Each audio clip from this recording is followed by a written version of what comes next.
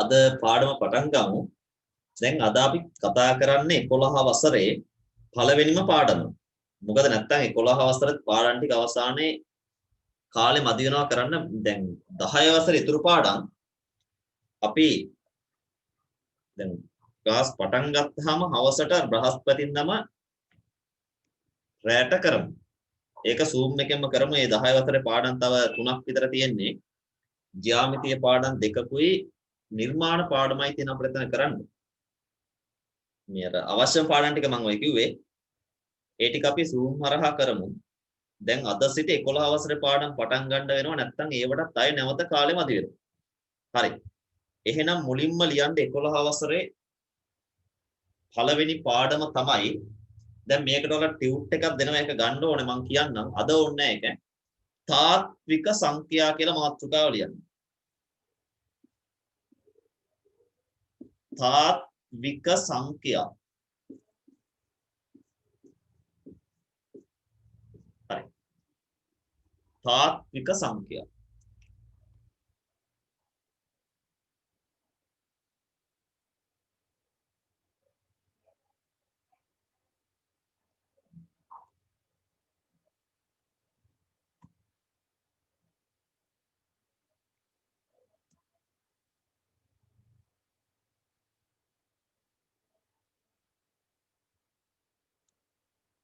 හරි. තාත්වික සංඛ්‍යා කියලා ලියලා අපි නම් මුලින්ම මේ පාඩමේ මුලින්ම තියෙන්නේ පොඩ්ඩක් ලියන්න. මොකද අපිට පොඩි සංඛ්‍යා වර්ග කිහිපයක් තියෙන ඉගෙන ගන්න. අපි ඒ ටික ඉගෙනගෙන තමයි පස්සේ ගණන් වලට යන්නේ. මුලම තියෙන්නේ ගණන් හදන්න නෙමෙයි පොඩ්ඩක් ඔය ලියන්නයි තියෙන්නේ. හරි. එහෙනම් ඉස්සල්ලාම ලියන්න නිකිල සංඛ්‍යා කුලකය. අපි ඉස්සල්ලාම ඉගෙන ගන්න යන්නේ නිකිල සංඛ්‍යා. නිකිල සංඛ්‍යා කුලකය.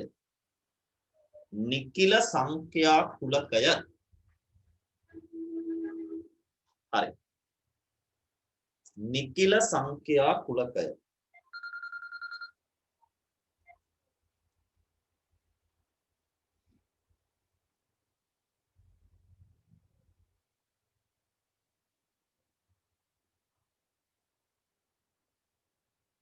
හරිනේ. හරි. දැන් අපි දැන් හොඳට අහගන්න මම බෝඩ් එක සේරම බෝඩ් එකේ දාන අතර ඔයාලා බලාගත්ත හැකි. දැන් නිකිල සංඛ්‍යාවක් කියන අපි ඉගෙනගෙන තියෙනවා පොඩි පන්තිවලදී ගණන් කරන්න පුළුවන් සංඛ්‍යා මොනවද කියලා. 1 2 3 4 3ක් දාන්නේ තව ඉස්සරහට තියෙනවා කියන්නේ. මේ තමයි අපි ඉගෙනගෙන තියෙන ගණින සංඛ්‍යා. ඒ කියන්නේ ගණන් කරන්න ගන්න සංඛ්‍යා. හැබැයි මේකට අපි බිඳුව ගත්තේ නැහැ. කවදාවත් ගණන් කරන්න බිඳුව ගන්නෙ නැහනේ. එහෙනම් මේ තියෙන්නේ ගණින සංඛ්‍යා. හැබැයි අපි මෙන්න මේ ගණින සංඛ්‍යා වලට බිඳුවත් අරගෙන තවත් තියෙන සංඛ්‍යා වර්ගයක්. මේ ඍණ පූර්ණ සංඛ්‍යා. ඔන්න ඔය ඔක්කොම ගත්තහම මේ ඔක්කොටම අපි පොදුවේ කියන්නේ නිකිල කියලා. හරිද? ධන පූර්ණ සංඛ්‍යා, ඍණ පූර්ණ සංඛ්‍යා බිඳුව. ඔය සියලුම කට්ටියට අපි කියන්නේ නිකිල කියලා. දැන් මේවයි දන්න දේවල් අටවසරෙත් කියලා දෙනවා. හැබැයි නිකිල වලට කවදාවත් භාග සංඛ්‍යා අයිති නැහැ. දශම සංඛ්‍යා අයිති නැහැ. මේවා නිකිල වලට අයිති නැහැ. නිකිල වලට හැම වෙලෙම ගන්න ඕනේ පූර්ණ සංඛ්‍යා පමණයි. හරිද? ඒකෙනු මේ තියෙන්නේ ධන නිකිල. මෙයාලට අපි කියන්නේ ධන නිකිල. මෙයාලට කියන්නේ ඍණ නිකිල කියලා. මේ තියෙන්නේ ධන නිකිල. මේ තියෙන්නේ ඍණ නිකිල. හැබැයි බිඳුව නිකිලයක්. ධනත් නෙමෙයි ඍණත් නෙමෙයි. මේ ධන නිකිල, මේ ඍණ නිකිල, බිඳුවත් නිකිලයක්. ධනත් නෙමෙයි ඍණත් නෙමෙයි. හරි. එහෙනම් ලියන්නකො මෙහෙම. නිකිල සංඛ්‍යා කුලකය කියලා යටින් මෙහෙම ලියන්න.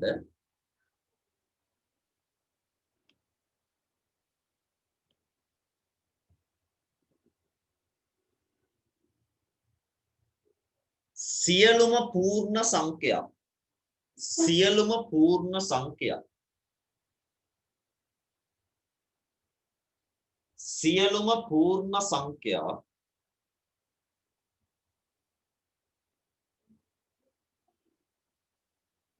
සියලුම පූර්ණ සංඛ්‍යා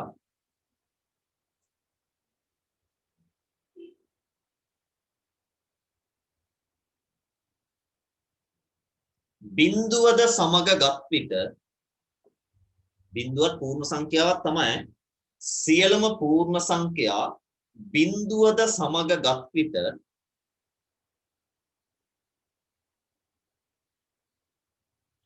නිකිල කුලකයට අයත් වේ. නිකිල කුලකයට අයත් වේ. නිකිල කුලකයට අයත් වේ.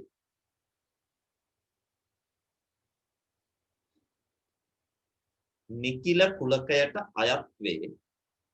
ඒකටම ලියන්න නිකිල කුලකය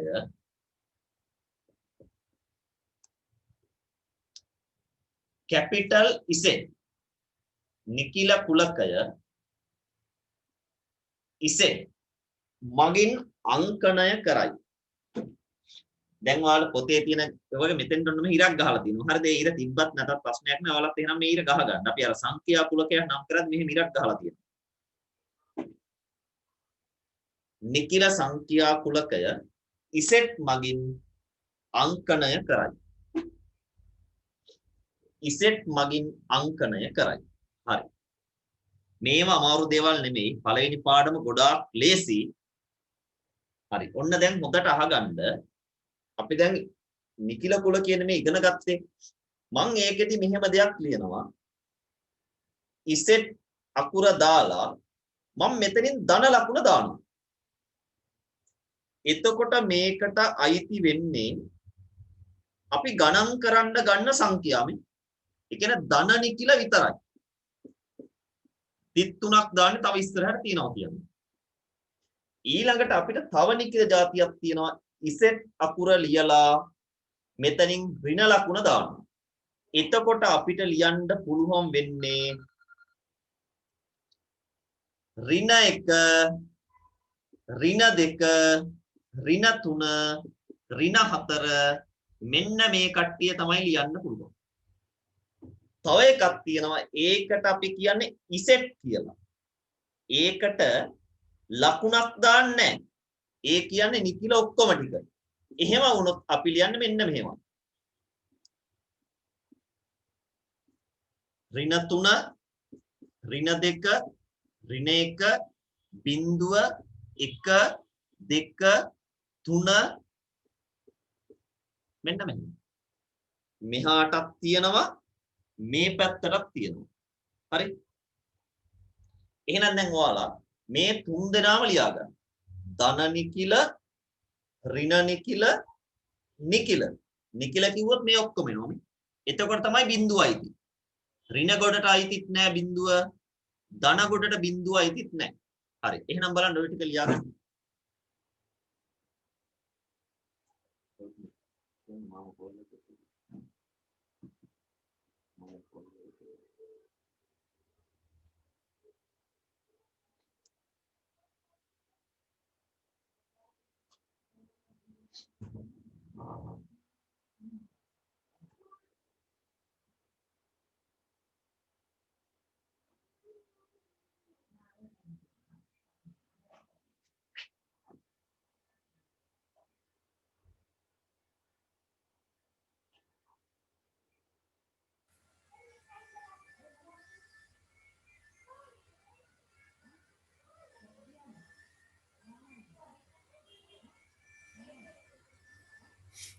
හරි. ඔය මේ වගේ ගණන් හදන්න නෑ. ගණන් තියෙන මේ පාඩමේ තව ඉස්සරහට. එහෙනම් ඊළඟට ලියන්න. හරි. අපේ ඒ සංඛ්‍යා වර්ග ඉවරයි ඈ. ඔන්න ඒක හොඳට මතක තියාගන්න. ධන නිකිලයි ඍණ නිකිලයි නිකිලයි. හරි. ඊට පස්සේ ලියන්න ප්‍රකෘති සංඛ්‍යා.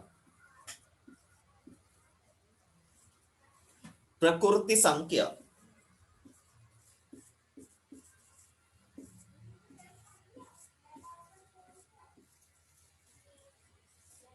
හරි. ප්‍රකෘති සංඛ්‍යා.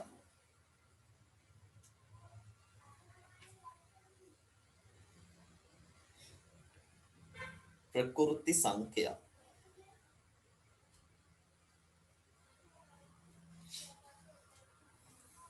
හරි. ඔන්න ඒක අපි ලියලා ඉවර වෙලා දැන් අපි කරන්නේ මෙන්න මේ සංඛ්‍යා කොටස් දෙක විතරක් මං අයින් කරනවා. හරි. එතකොට ඔයාලට පේනවා මේකේ සංඛ්‍යා වර්ගයක් ඉතිරි වුණා කියලා. මේ බලන්න. එතකොට ඔයාලට පේනවාද මෙන්න මේ සංඛ්‍යා ටික ඉතිරි වුණානේ.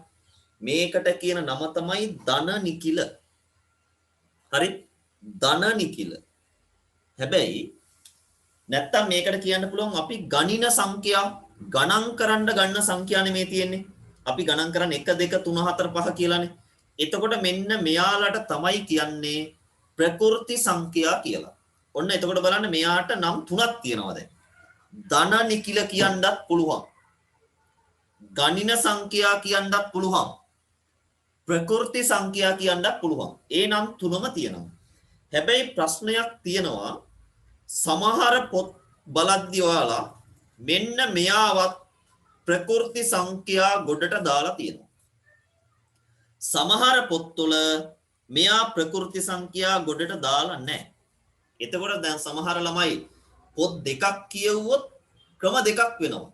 සමහර පොත්වල බිඳුව ප්‍රකෘති සංඛ්‍යා වලට එනවා. සමහර පොත්වල තියෙන බිඳුව එන්නේ නැහැ කියලා. හැබැයි ඉතින් අපිට මේ පොතේ තියෙන විදිහට තමයි මේක ගන්න වෙන්නේ. තාම හොයාගෙන නැහැ මේක එනවද නැද්ද කියලා. පැහැදිලිද? ඒ නිසා අපි කරන්නේ දැන් අර ගාන දෙනකොට අපි මොකක් හරි පොතක් කියවනවා නම් ඒක බිඳුව තිබ්බොත් ප්‍රකෘති සංඛ්‍යා වලට ඒක ගන්න. දැන් අපි ඉගෙන ගන්න හැබැයි බිඳුව නැතුව. මොකද අපේ පොතේ බිඳුව අයිති වෙන්නේ නැහැ. නමුත් ඒක තිබ්බා කියලා කාටවත් වැරදි දාන්න බෑ. බිඳුව ප්‍රකෘති සංඛ්‍යා සමහරු ලියනවා සමහරු ලියන්නේ නැහැ.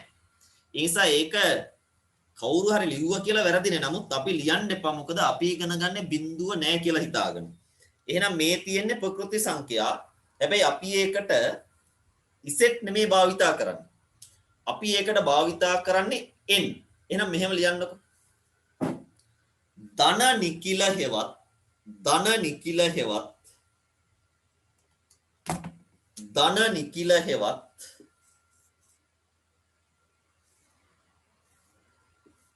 ධන නිකිල හෙවත් ගණින සංඛ්‍යා.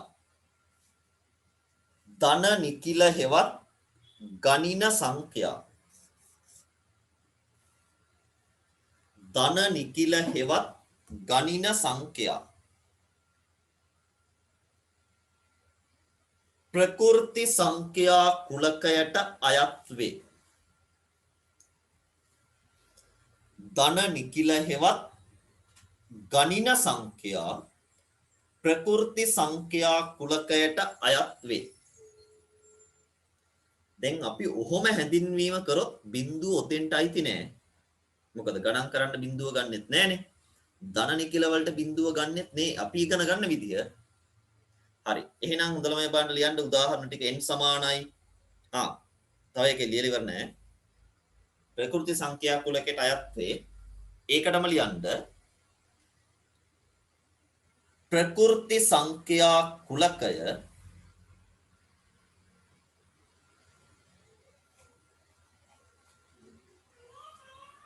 ප්‍රකෘති සංඛ්‍යා කුලකය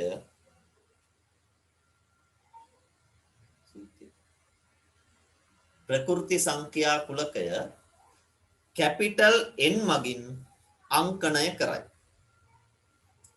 කැපිටල් n මගින් අංකණය කරයි. ප්‍රකෘති සංඛ්‍යා කුලකය කැපිටල් n මගින් අංකණය කරයි. හරි. එහෙනම් ඔයාලා මේක ලියා ගන්න. මේ වගේ ගණන් හදන්න නෑ. දැන් තව ටිකකින් තමයි පටන් ගන්න ගණන් හදන්න.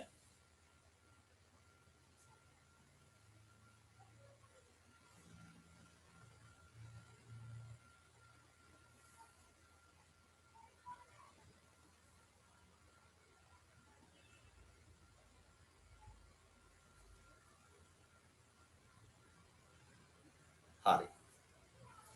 එහෙනම් ඔන්න අපි ඒකෙත් වැඩ ඉවරයි. ඊට පස්සේ ඊළඟට ලියන්න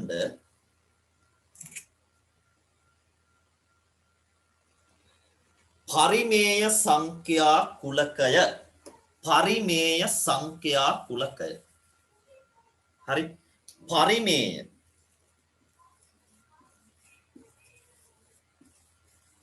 පරිමේය සංඛ්‍යා කුලකය.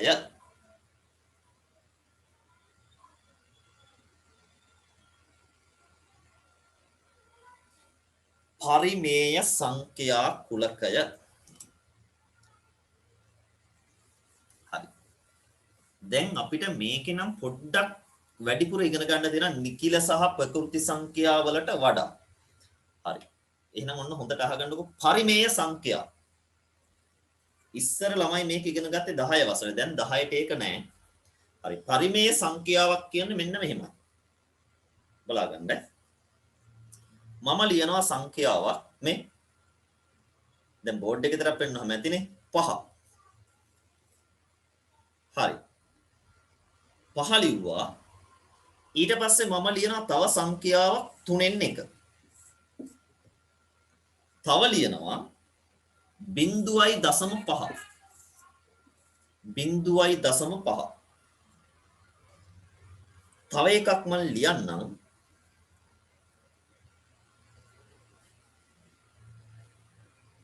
7/22 මේ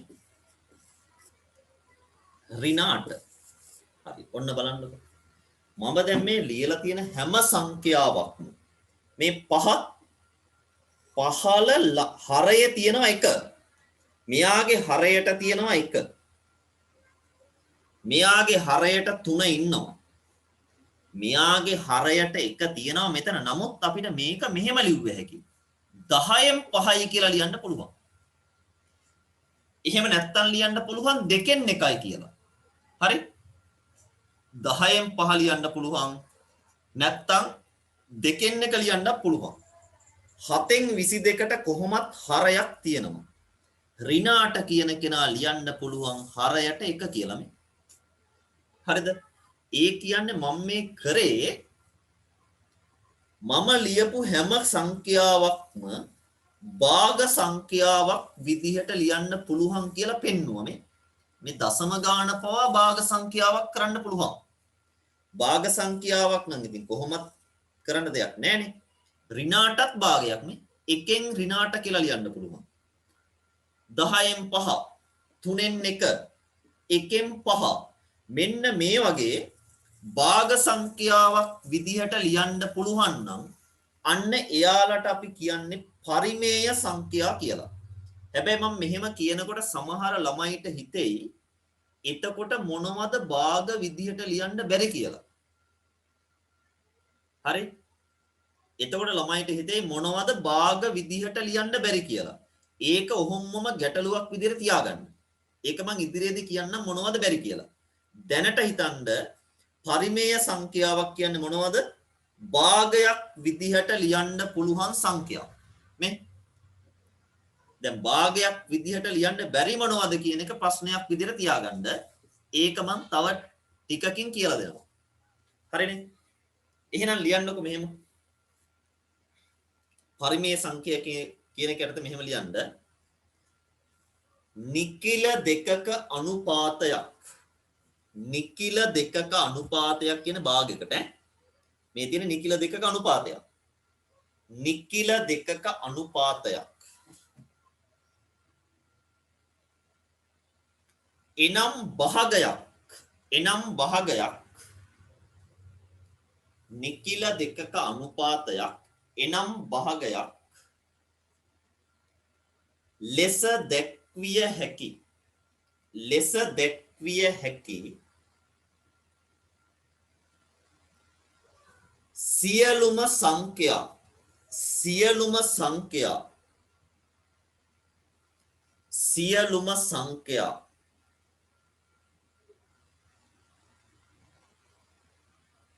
පරිමේය සංඛ්‍යා ලෙස හඳුන්වයි. නිකිල දෙකක අනුපාතයක් එනම් භාගයක් ලෙස දැක්විය හැකි සියලුම සංඛ්‍යා පරිමේය සංඛ්‍යා ලෙස හඳුන්වයි.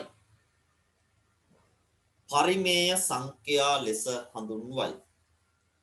ඒකටම ලියන්න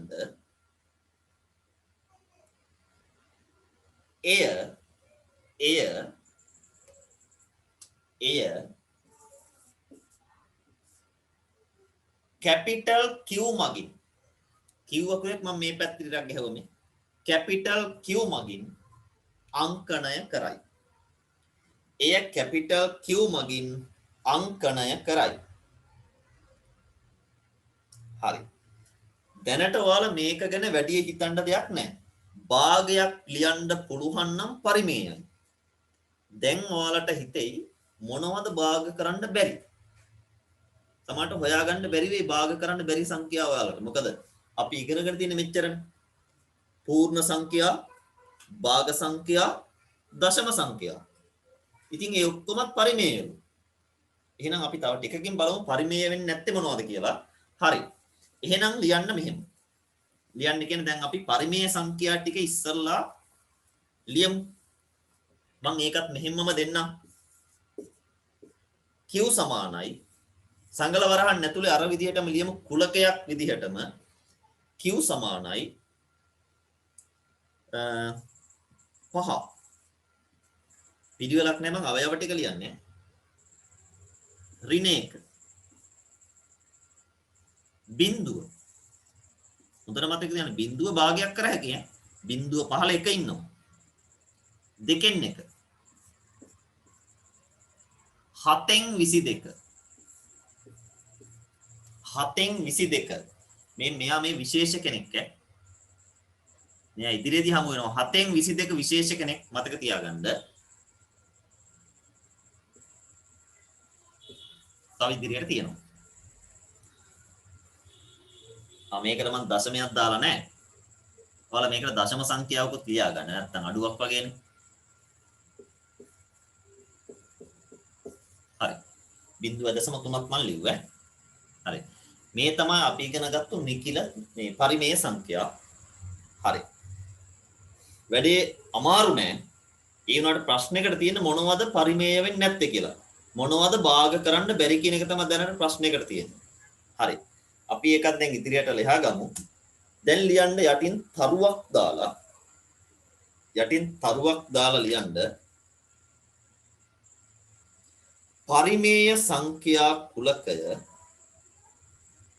පරිමේය සංඛ්‍යා කුලකය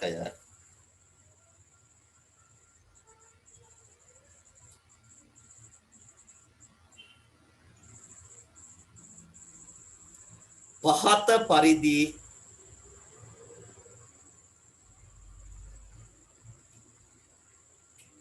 අර්ථ දැක්විය හැක පරිමේය සංඛ්‍යා කුලකය පහත පරිදි අර්ථ දැක්විය හැක ඒක නෝක අපි දැන් මේ ලියන්නේ සංකේතමකින් වීජීය ක්‍රමයට තමයි දැන් ලියලා පෙන්නන්නේ හරි පහත පරිදි අර්ථ දැක්විය හැක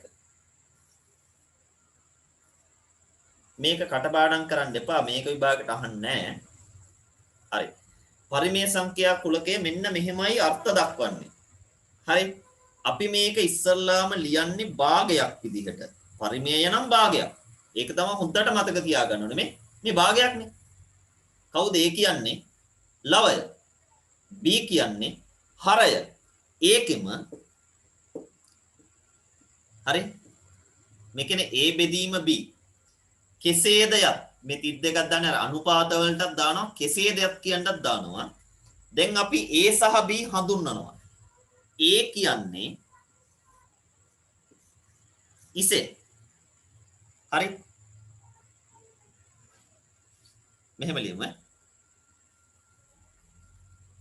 a බෙදීම b කෙසේද යත් මම මෙහෙම ලියන්න දෙන්නම එකට ලියන්න a b අවයවයක් වේ ඉසෙට් නැත්තම් දෙන්නම වෙන වෙනම ඉසෙට් අවයවයක් වෙනවා කියලා ලියන්නත් පුළුවන් ab අවයවයක් වේ ඉසෙට් හා b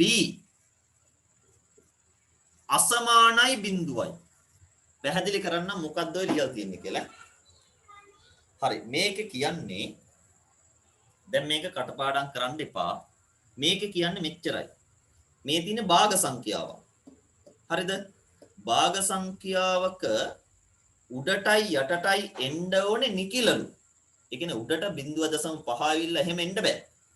දෙපැත්තටම එන්න ඕනේ නිකිල. හරිද? හැබැයි නිකිල ආවට වැඩක් නෑ. මේ B කියලා කෙනෙක් ඉන්නව නේද මෙතන? මේ B කියන කෙනාට බිඳුව තිබ්බොත්. ඒ කියන්නේ මෙන්න මේ උදාහරණ බලන්නකො. දැන් ඔයාලට බලපු ගමන් හිතන්නේ මේක භාගයක් කියලා නේද? ඒ වුණාට මේක පරිමේය නෑ. පහලට බිඳුව එන ගණන් කිසිම කෙනෙක් පරිමේය නෑ. තේරෙනවද? මේ දෙකෙන් එක පරිමේයයි. මෙයාලට ගැලපෙනවනේ. තුනෙන් දෙක පරිමේයයි. හැබැයි බිඳුවෙන් එක තිබ්බොත් පරිමේය වෙන්නේ නැහැ කියලා තමයි මෙන්න මේ b ට බිඳුව වෙන්න බෑ කියලා කියන්නේ මේ. b ට බිඳුව වෙන්න බෑ. හරි. ඒක ගැන වැඩි හිතන්න යන්න ඕනේ නැහැ. මෙන්න මේක ලියා ගන්න දැන් මේ a බෙදීම b කෙසේද යත් ab කියන්නේ නිකිල b ට බිඳුව අයිති නැහැ. හරි. ඒක ලියා ගන්න. ඒක පොඩ්ඩක් දැනගෙන හිටපුවාම ඇති.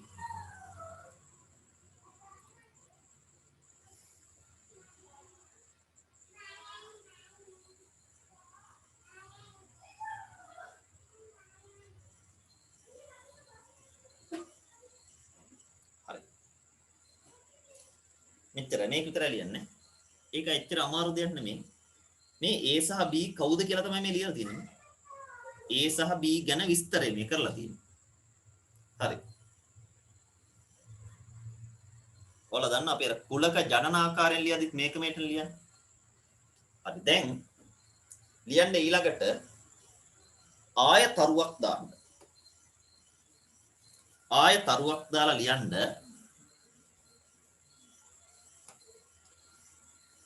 පරිමේය සංඛ්‍යා කුලකයට අයත් වන පරිමේය සංඛ්‍යා කුලකයට අයත් වන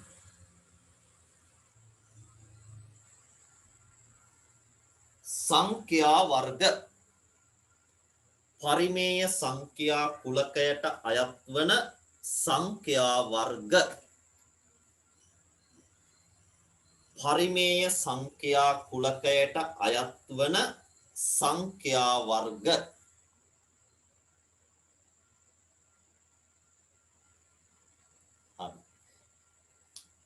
එහෙනම් ඔන්න හොඳට මෙන්න මේ ටික ඔයාලා මතක තියාගන්න මේ ඔක්කොගම ගැටලු තියෙනවා දැන් ඉදිරියට ඒවා निराකරණය කරගන්න පුළුවන් ඈ හරි පළවෙනියෙන්ම ලියන්න ඔයාලා දන්නවා පරිමේය වලට සියලුම නිකිල අයිති වෙනවා ලියන්න සියලුම නිකිල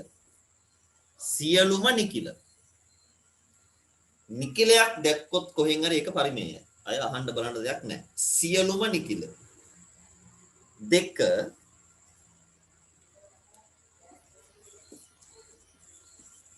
සියලුම භාග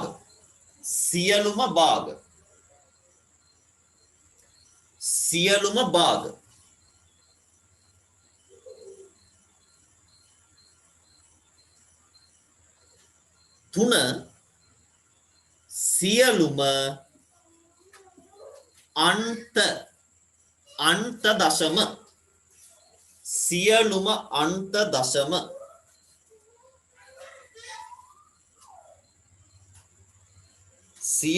අන්ත දශම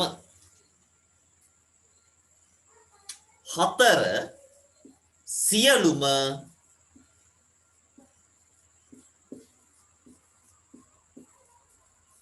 සමාවර්ත ඉදිරියේදී මේවා හඳුනා ගන්නවා සමාවර්ත දශම මම අයපාරක් කියන්නම් පරිමේය සංඛ්‍යාවලට අයිති වෙන කට්ටිය ඕනෑම නිකිලයක් පරිමේයයි ඕනෑම භාග සංඛ්‍යාවක් පරිමේයයි ඔයාලා ගණන් වල දකින්න ඕනම භාග සංඛ්‍යාවක් පරිමේයයි අන්ත දශම දීර්ඝව අපි ඉදිරියේ සාකච්ඡා කරනවා අන්ත දශම කියන අර බෙදිලා ඉවර වෙනේවා තියෙන්නේ ඔයාලා දන්නවනේ දැන් එක දෙකෙන් බෙදුවොත් මේක හරියටම බෙදලා ඉවර වෙනවා හැබැයි එක තුනෙන් බෙදුවොත් මේක කවදාවත් බෙදලා ඉවර වෙන්නේ නැහැ අර 0.3 ගාක ඉදිරියටම යනවා හැබැයි මේක ටක් ගාලා 0.5 කියලා ඉවර වෙනවා ඉවර වෙනවා නම් එයාලට අපි කියන්නේ අන්ත දශම අර ඉවර වෙන්නේ නැත්තම් එයාලට කියන්නේ සමාවර්ත කියලා ඉවර වෙන්නේ නැත්තම් සමාවර්ත. දැනට මම ওই සරලව කියලා දුන්නේ. හරි. එහෙනම් මෙන්න මේ හතර දෙනා තමයි පරිමේය ගොඩට වැටෙන්නේ කියලා හුත්තට මතක තියාගන්න. නිකිල භාග අන්ත දශම ඒ කියන්නේ බෙදිලා ඉවර වෙන ඒවා සමාවර්ත දශම බෙදිලා ඉවර වෙන්නේ නැති ඒවා. හරි. එහෙනම් අපි දැන් ඊළඟ පියවරට යනවා. හරි. ඔය ටික ලියා ගන්න. එහෙනම් ලියන්න ඊළඟට අනුමාත්‍රිකාවක්. මම නම් අනුමාත්‍රිකාව ලියන්නේ මෙහෙමයි. මෙතෙන්ට අයන්න දානවා. ඔයාලා ලියන්න අපරිමේය සංඛ්‍යා.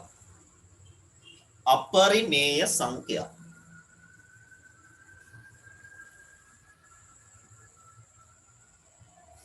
අපරිමේය සංඛ්‍යා.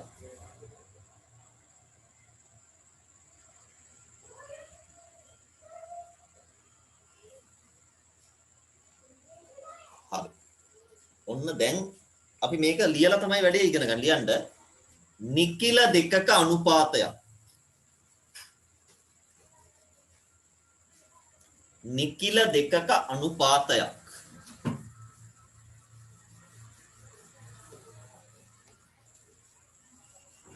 එනම් භාගයක්. එනම් භාගයක් ලෙස දැක්විය නොහැකි. ලෙස දැක්විය නොහැකි. නිකිල දෙකක අනුපාතයක් එනම් භාගයක් ලෙස දැක්විය නොහැකි සංඛ්‍යා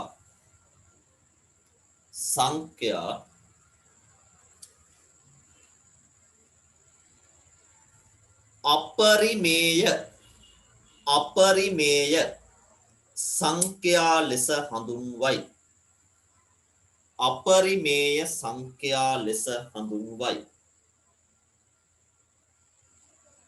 අපරිමේය සංඛ්‍යා ලෙස හඳුන්වයි. හරි. ඔන්න දැන් තමයි ඔයාලට ප්‍රශ්නයක් වෙන්නේ අර භාගයක් කරන්න බැරි සංඛ්‍යා මොනවද කියලා. හරි. මම උදාහරණ ටිකක් කියන්නම් භාගයක් කරන්න බැරි සංඛ්‍යා මොනවද කියලා. එක උදාහරණයක් තමයි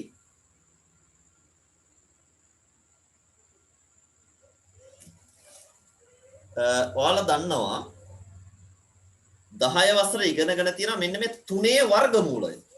හරි 3 වර්ගමූලය හෙව්වොත් අපිට ලැබෙනවා 1 හරි 7යි 3යි 2යි 0යි 5යි 0යි 8යි 0යි 7යි මේක තව ඉවරයක් නැහැ. කවදාවත් වර්ගමූලය හොයලා ඉවර කරන්න බෑ. තේරෙනවද? මෙයාගේ වර්ගමූලය හෙව්වොත් කවදාවත් ඉවර කරන්න බෑ. මේක ඉස්සරහට කොච්චරවත් එනවා. තව එකක් මම කියන්නම්. වර්ගමූල දෙකේ හෙව්වොත් අපිට වර්ගමූල දෙකට පිළිතුර ලැබෙනවා 1.4යි 1යි 4යි 2යි 1යි 3යි 5යි 6යි 2යි 4යි කොහොම හරි. හැබැයි වර්ගමූල 9ට හෙව්වොත් කීයද? 3යි. වර්ගමූල 4ට කීයද? 2යි. ඒ නිසා මතක තියාගන්න මෙන්න මෙහෙම ලැබෙනවා නම් එයාලට තමයි අපි කියන්නේ අපරිමේය සංඛ්‍යා කියලා. කවමදාවත් මෙයාලා භාග සංඛ්‍යාවක් විදියට ලියන්න හැකියාවක් නැහැ. ඒකට මම හේතුව පැහැදිලි කරලා දෙන්නම්. මේ බලන්නකො.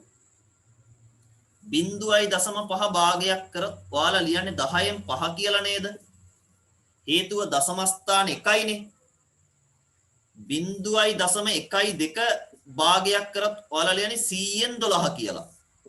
ඒකට හේතුව මෙයාගේ දශම ස්ථාන 2යිනේ. දශම ස්ථාන 3ක් තිබ්බොත් මේක ලියන්න ඔයාලා 1000න් 1111යි කියලා. 1000න් පංගු කියලා හඳුනා ගන්න හැකියාව තියෙනවා දශම ස්ථාන 3ක් නිසා. 2යි නම් 100න්. එකයි නම් 10යි. හැබැයි අපිට මෙයාලගේ දශම ස්ථාන කීයද කියලා හොයන්න බෑ. අපරිමිතයි. මෙයාගේ දශම ස්ථාන කීයද කියලා හොයන්න බෑ. ඉවරයක් නෑනේ. අන්න ඒ නිසා තමයි මෙයාලා භාග විදිහට ලියන්නට බැරි. දැන් මං හිතන්නේ පැහැදිලි වෙන්න ඇති. මෙයාලගේ දශම ස්ථාන ගාන කියන්න බෑ. කියන්න පුළුවන් නම් අපට 10ෙන්ද 100ෙන්ද 1000ෙන්ද 10000ෙන්ද ලක්ෂයෙන්ද පංගු කියලා තීරණය කරන්න පුළුවන්. හරි. ඒ නිසා මෙයාලා බෑ. එහෙනම් ඔන්න දැන් අපිට හඳුනා ගන්න හැකියාවක් ආවා භාගයක් කරන්න බැරි සංඛ්‍යාවමි වර්ගමූල 2 වර්ගමූල 3 තව ඕන තරම් තියෙනවා 9 වැරදි වර්ගමූල 4 වැරදි එයාලා භාග කර හැකි වර්ගමූල 5 වර්ගමූල 6 වර්ගමූල 7 වර්ගමූල 8 වර්ගමූල 10 වර්ගමූල 11 කියන වර්ග සංඛ්‍යා අයින් කරපුවම ලැබෙනවනේ. ඒ ඔක්කොම අපරිමේය. ඒ කියන්නේ ඕන තරම් අපරිමේය සංඛ්‍යාවක් තියෙනවා. හරි. එහෙනම් ඔයාලා ලිව්වනේ නිකිල දෙකක අනුපාතයක්. එනම් භාගයක් ලෙස දැක්විය නොහැකි සංඛ්‍යා අපරිමේය සංඛ්‍යා වේ කියලා. ඒකටම ලියන්න අපරිමේය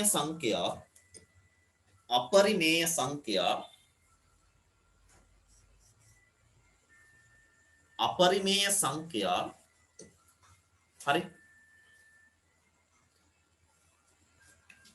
අර ඉස්සලා ලියපු වාක්‍යයටම ලියන්න අපරිමේය සංඛ්‍යා q අනුපූරකය q ලියලා උඩින් ඉරි කැලක් ගහන්න මේ අපි ඒක කුලක පාඩමේ දන්නවනේ q අනුපූරකය මගින් අංකණය කරයි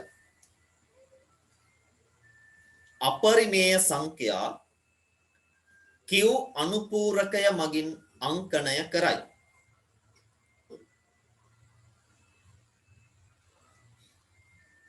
අපරිමේය සංඛ්‍යා q අනුපූරකය මගින් අංකණය කරයි. හරි. දැන් අපි අපරිමේය සංඛ්‍යා වලට උදාහරණ ටිකක් ලියමු. ටිකක් නෙමෙයි ඔයාලට දැන් ඕනනම් 100 ගාණක් වුණත් ලියන්න පුළුවන් අපරිමේය සංඛ්‍යා. මුලින් හොයාගන්න බැරි විදිහේ කවුද අපරිමේය වලට එන්නේ කියලා දැන් ඕන තරමක් අපරිමේය සංඛ්‍යා ලියන්න පුළුවන්. ඒ නිසා අපි ලියමු මෙහෙම. q අනුපූරකය සමානයි. ඔන්න මම ලියනවා වර්ගමූල 2 ඕන තරමක් ලියන්න පුළුවන්. වර්ගමූල 3 වර්ගමූල 5 වර්ගමූල 6 5 අන්න අමුතු කෙනෙක් ආවා. මේ කවුද? වල රවුම් කරන්න එපා. මේ කවුද? මේ තමයි මතකද වෘත්තයක පරිදිය? මතකද වෘත්තයක වර්ගඵලය? අන්න එහෙම ගද්දි අපිට 5 කියලා කෙනෙක් ආවනේ. ඇත්තටම මේ 5 හැදුනේ වෘත්තයක පරිදිය විස්කම්භයෙන් බෙදුනහම. වෘත්තයක පරිදිය විස්කම්භයෙන් බෙදුනහම තමයි මේ 5 කියන නියතේ ලැබුණේ. දැන් එච්චර ඒවා ඕනේ නැහැ. දැන් අපි ඉගෙන ගත්තේ මේ 5 කියලා කෙනෙක්. හරිද? ඔන්න අහගන්න 5 කියන්නේ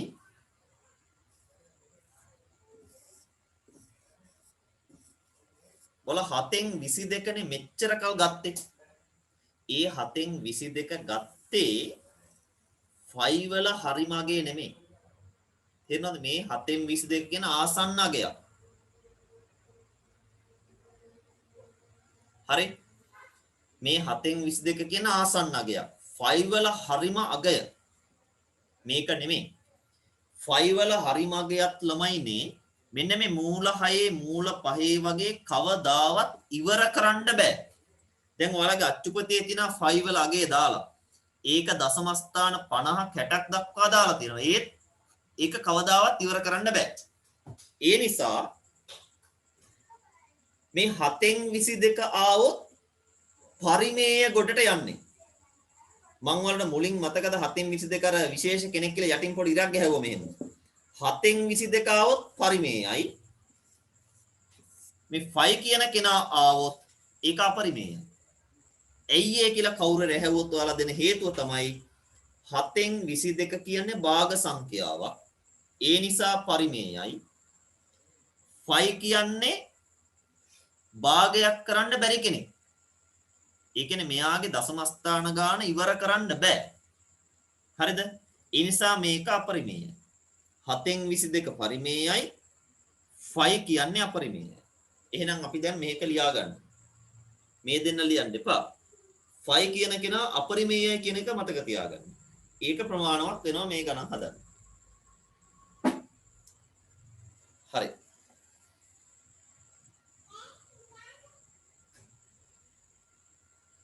දැන් ඔය බොරුවට මැසේජ් දාලා ඉන්න එපා ගණන් ටික හදන්න. මේවා ටික ලියාගෙන. හරි. ඔන්න අපි දැන් මම කියන්නේ මේ මුල ටික චුට්ටක් ඔයාලට ලියන්න තියෙන එක තව මේකේ ගණන් නෑ තාම. හැබැයි විශේෂ කෙනෙක් ඉන්නවා මෙතන 5. එයා අපරිමේයයි. මේ අපි එයාටම ගත්තු අර 9 වසරෙන් 10 වසරෙන් ගත්තු කෙනා දැන් කියන්නේ මේ දෙන සමාන නෑ කියලා. හරිද? 7න් 22 පරිමේයයි. 5 කියන්නේ අපරිමේයයි. හරි. එහෙනම් ඊළඟට අපි යනවා අපි යන දැන් පරිමේය අපරිමේය සංඛ්‍යාත් ඉගෙන ගත්තා. ඒ කියන්නේ භාගයක් කරන්න පුළුවන් සහ භාගයක් කරන්න බැරි ඒවා. ඊළඟට ලියන්න අවසාන මාතෘකාව ලියන තාත්වික සංඛ්‍යා. තාත්වික සංඛ්‍යා.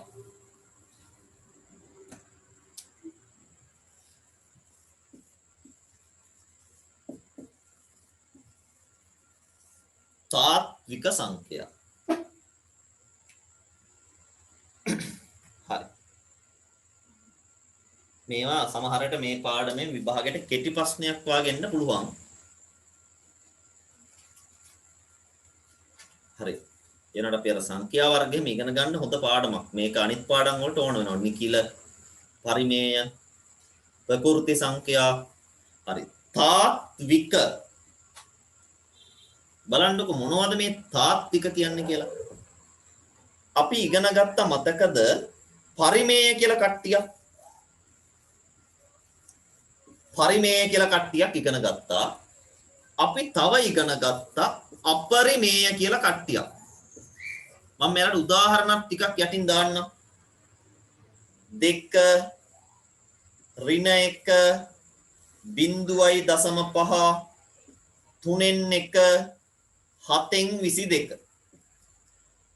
හරිද? ඔය තමයි පරිමේය කට්ටිය. අපි තව ඉගෙන ගත්තා මෙන්න මෙයාව.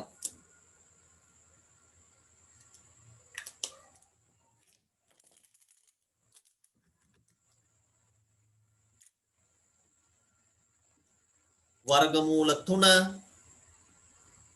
වර්ගමූල 2 වර්ගමූල 5 5 මේ තියෙන්නේ අපරිමේය. මේ තියෙන්නේ පරිමේය. හැබැයි මේ දෙගොල්ලොම ගත්තොත් අන්න ඒකට තමයි කියන්නේ මොනවා කියලාද? තාත්වික සංඛ්‍යා. එහෙනම් මතක තියාගන්න තාත්වික සංඛ්‍යා කියන්නේ අපි දැන් මේ වෙනකන් ඉගෙන ගන්න ඔක්කොම ටික තාත්විකයි. සාමාන්‍ය පෙළ ජීවිතේ ඉගෙන ගන්න සෑම සංඛ්‍යාවක්ම තාත්විකයි. හැබැයි ඔකේ අතාත්වික ඒවාත් තියෙනවා ඉදිරියට. ඒවා සාමාන්‍ය පෙළට නැහැ. ඒ නිසා මේකට කාටවත් බය වෙන්න දෙයක් නැහැ. සාමාන්‍ය පෙළ දිවාලට හමු වෙන සෑම සංඛ්‍යාවක්ම තාත්වික සංඛ්‍යාවක්. ඒ නිසා ඒ ගැන වැඩි කතා කරන්න ඕනේ නැහැ. ලියන්න නම් මෙහෙම.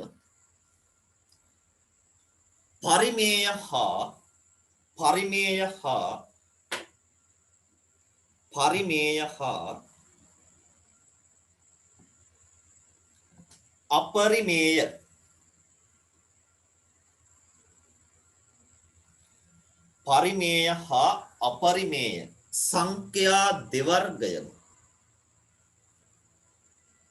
සංඛ්‍යා දෙවර්ගයම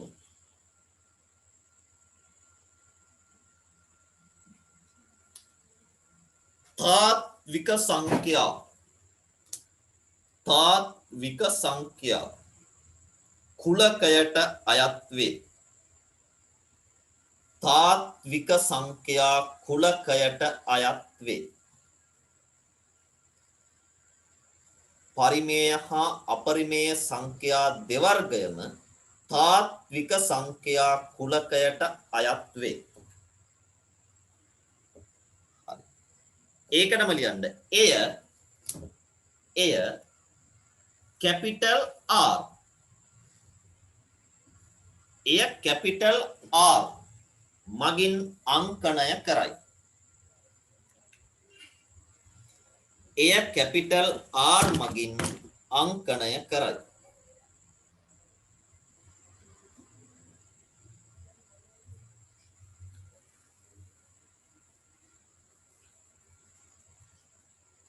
හරි. තව මේ පාඩමේ අමාරු කොටස් එකක්වත් ඇවිල්ලා නැහැ. එය R මගින් අංකණය කරලා ඔයාලට තියෙන්නේ මේක චුට්ටක් නැවත ඔය පාඩමේ මුල ටික බලා ගන්නයි තියෙන්නේ.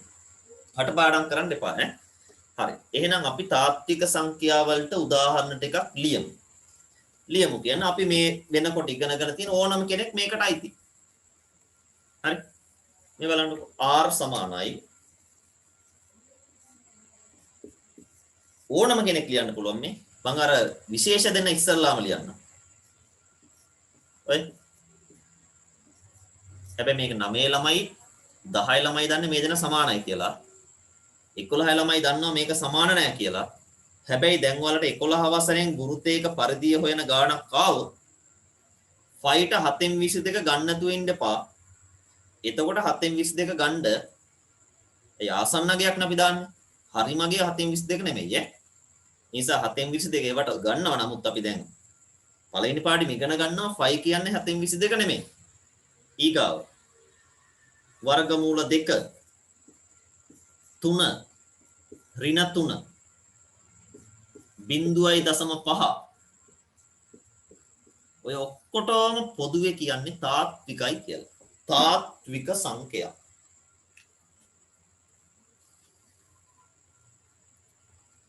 දැන් ඕනනම් පුළුවන් ඔයාලා මේක ලියා ගන්න ගම මේ ඇතුළේ තියෙන කට්ටිය මොන ගොඩට අයිතිද කියලා ලියන්න. ප්‍රධාන ගොඩවල් දෙකයිනේ.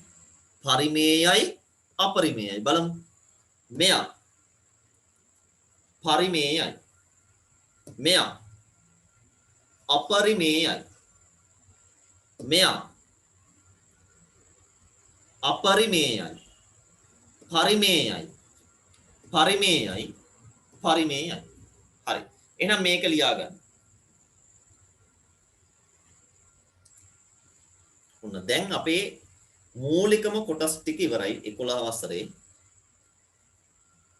මේකෙන් පස්සේ අපි ගණන් හදන්න පටන් ගන්නවා. ඉතින් 11 වසරේ ඉවර වෙනකම්ම ආය ගණන්මයි හදන්න තියෙන්නේ. මුලම පාඩමේ පොඩි කොටසක් විතරයි අපිට මේ වගේ එක දිගට ලියන්න ආවේ. හරි. එහෙනම් මේක දැන් මම මකනවා. ඔයාලා මේක ලියා ගන්න. දැන් ප්‍රශ්න තියෙනවා නම් අහන්න පුළුවන්. මේ සංඛ්‍යා වර්ග මං කියලා දුන්න සංඛ්‍යා වර්ග ටිකක් ඉන්නකො අපි තව පොඩි වැඩක් මේකේ කරනවා. හරි මේක ලියා ගන්න. දැන් මං ඔයාලට දෙනවා වෙන් රූපයක්. අපි මෙච්චරවල ඉගෙනගත්තු අකුරු මොනවද? මම මේ කලවමේ දෙන්නේ. කලවමේ දෙන්නේ. පිළිවෙලට නෙමෙයි. R ඉගෙන ගත්තා. N Z Q අනුපූරකය. මේ අකුරු අද ඉගෙන ගත්තා අපි. ඒ කියන්නේ මේ ඔක්කොගෙම නිරූපණය වෙන සංඛ්‍යා කුලක. දැන් හොඳට මතක තියාගන්න. ඒ කියන්නේ අපි සංඛ්‍යා වර්ග 1 2 3 4 5ක් ඉගෙනගෙන තියෙනවා. හැබැයි මේ Z කියන කෙනා කොහොමත් උනා කියලා ඔයාලට මතක ඇති. හරි. එහෙනම් මම දැන් දෙනවා පොඩි වෙන් රූපයක්. බලන්න හරියට හිතලා මේ වෙන් රූපේ කුලකට එක නම් කරන්න. මෙහෙමයි මම වෙන් රූපේ දෙන්නේ. මේ කට්ටියගෙන් තමයි මේක නම් කරන්න ඕනේ. මෙයා.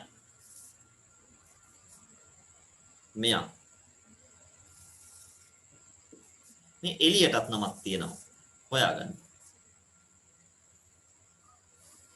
පුලක පාඩම හොඳට පුළුවන් නම් මේක මේ මොකක්ද කියලා හිතා ගන්නත් පුළුවන් මේ රවුම කියන්නේ මොකක්ද කියලා හිතා ගන්නත් පුළුවන් හරි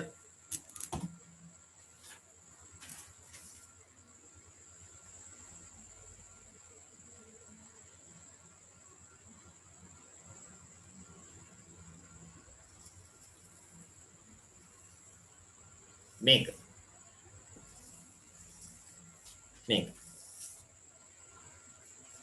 ඕක තමයි වෙන් ගෲප් එක. ඔය ටික හරියට නම් කරන්න හැකියාව තියෙනවා. අපි බලමු මේක හරියයිද කියලා.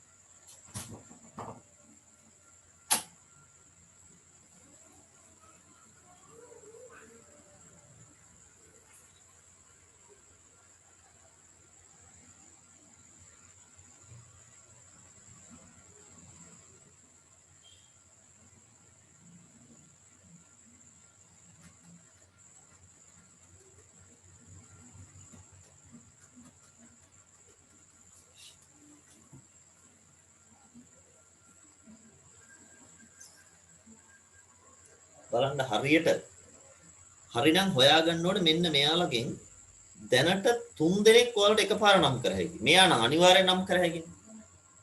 මොකද අපි අන්තිමේට ඉගෙන ගත්ත කෙනානේ ලොකුම කට්ටිය වෙන්න ඕනේ. හරි එහෙනම් දැන් ඔයාලා එක මාත් මේක පුරවගෙන යන්නම්. මේකට R දාලාද කියලා බලන්න. මේ තමයි ඉතින් අපි 11 වසරේ ඉගෙන ගන්න හැම කෙනෙක්ම මේකට එන්න ඕනේ. නිසා R තමයි ලොකුම කෙනා. හරි. තව ඔයාලා ඉගෙන ගත්ත මේකෙන් R හැදුනේ කොහොමද?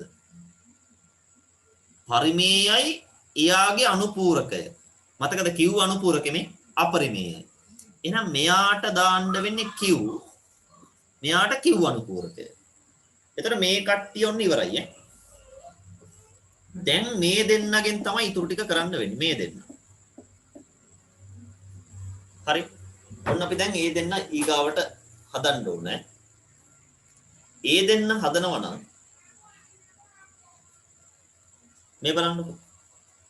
කවුද මේකෙන් කුඩා කියලා ඔයාලා දන්නවද? ඉසෙට් ලොකුයි. ඇයි ඒ? එයාලට ඍණ කට්ටියත් අයිති. n කියන්නේ කුඩයි. n ට අයිති ධන කට්ටිය විතරයි.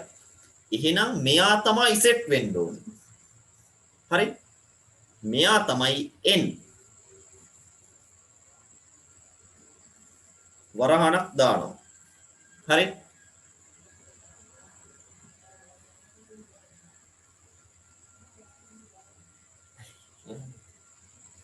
වරහණක් දානවා. හැබැයි ඔයාලට මතකද අපි මෙයාටම කිව්ව මං 3 පාරක් කිව්වා. ධන නිකිල ප්‍රකෘති සංඛ්‍යා ගණින සංඛ්‍යා. මෙන්න මේ ඇතුලේ රවුමට කියන්නේ ඇතුලේ කුලකයට කියන්නේ ධන නිකිල. නැත්තම් ප්‍රකෘති සංඛ්‍යා නැත්තම් ගණින සංඛ්‍යා. ඒ නිසා ඔයාලා මේක නම් කරද්දි මේ අකුරු දෙක මෙතෙන්ට දාගන්න. n දාලා z ධනක් දාගන්න. හරි. බාන්න ඉක්මනට මේ කුලකේ නම් කරගන්න. දැන් ඔයාලට මේකේ ටියුට් එක දෙනවා. ඒකෙත් මේ වගේ වගුවක් සහ තවත් වගුවක් දාලා තියෙන දෙකම ඔයාලට පුරෙව් වෙකි. හරි. දැන් ඔන්න අය පාරක් බලාගන්න. ලොකුම කෙනා R හැදුන Q සහ Q අනුපූරකය Q ඇතුලේ තියෙනවා නිකිල වලනුත් ඇතුලේ තියෙන්නේ ධන නිකිල කියන්නත් පුළුවන් ප්‍රකෘති සංඛ්‍යා කියන්නත් පුළුවන්. හරි මේක පාඩම් කරන්න කියන කටපාඩම් කරන්න එපා පොඩ්ඩක් දැනගන්න. එහෙනම් ඔන්න අපි මේ වගුවේ වැඩ ඉවරයි. හරි.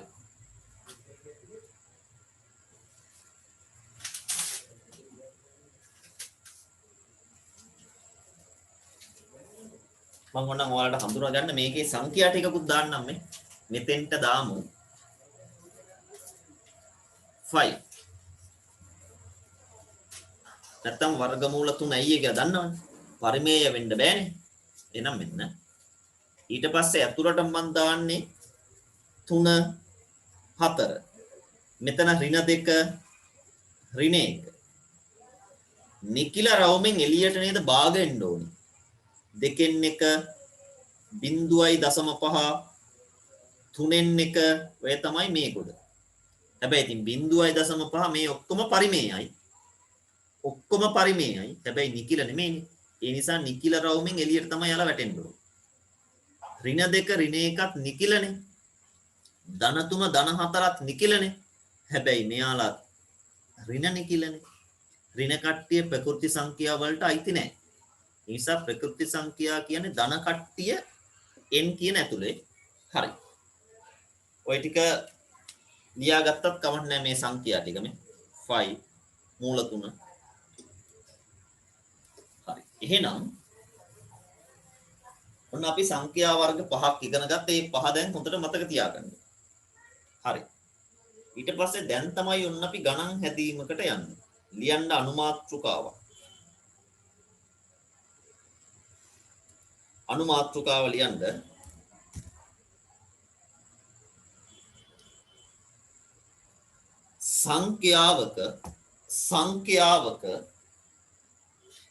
සංඛ්‍යාවක දශමය නිරූපණය සංඛ්‍යාවක දශමය නිරූපණය සංඛ්‍යාවක දශමය නිරූපණය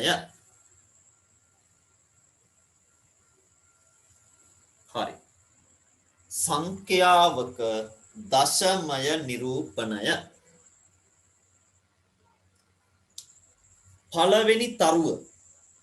පළවෙනි තරුව දාලා ලියන්න පරිමේය සංඛ්‍යාවක දශම නිරූපණය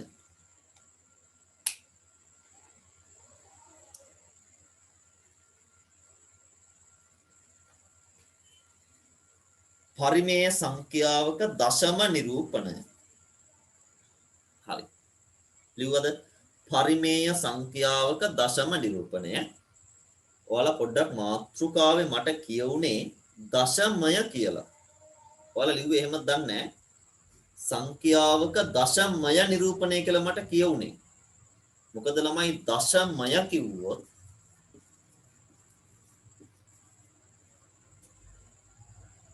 ඒක අර 10 පාදයේ සංඛ්‍යා කියලා තමයි මෙහෙම කියන්නේ දශමය නෙමෙයි මේක දශම කියලා හදාගන්න සංඛ්‍යාවක දශම නිරූපණය දශමය නෙමෙයි දශමය කියන්නේ 10 පාදයට සංඛ්‍යාවක දශම නිරූපණය පළවෙනි තරුව තමයි පරිමේය සංඛ්‍යාවක දශම නිරූපණය හරි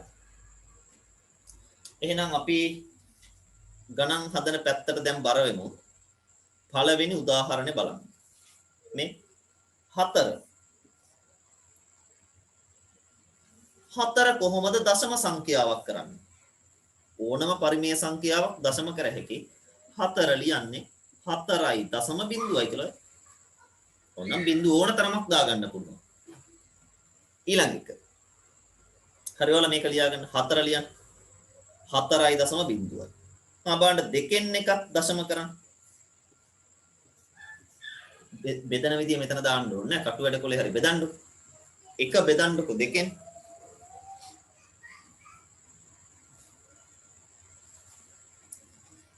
ලේසි නිසා මම එකපාර දාන්නම් 0.5 හරි ඊළඟ එක 3න් එක දශම කරන්න 3න් එක දශම කරන්න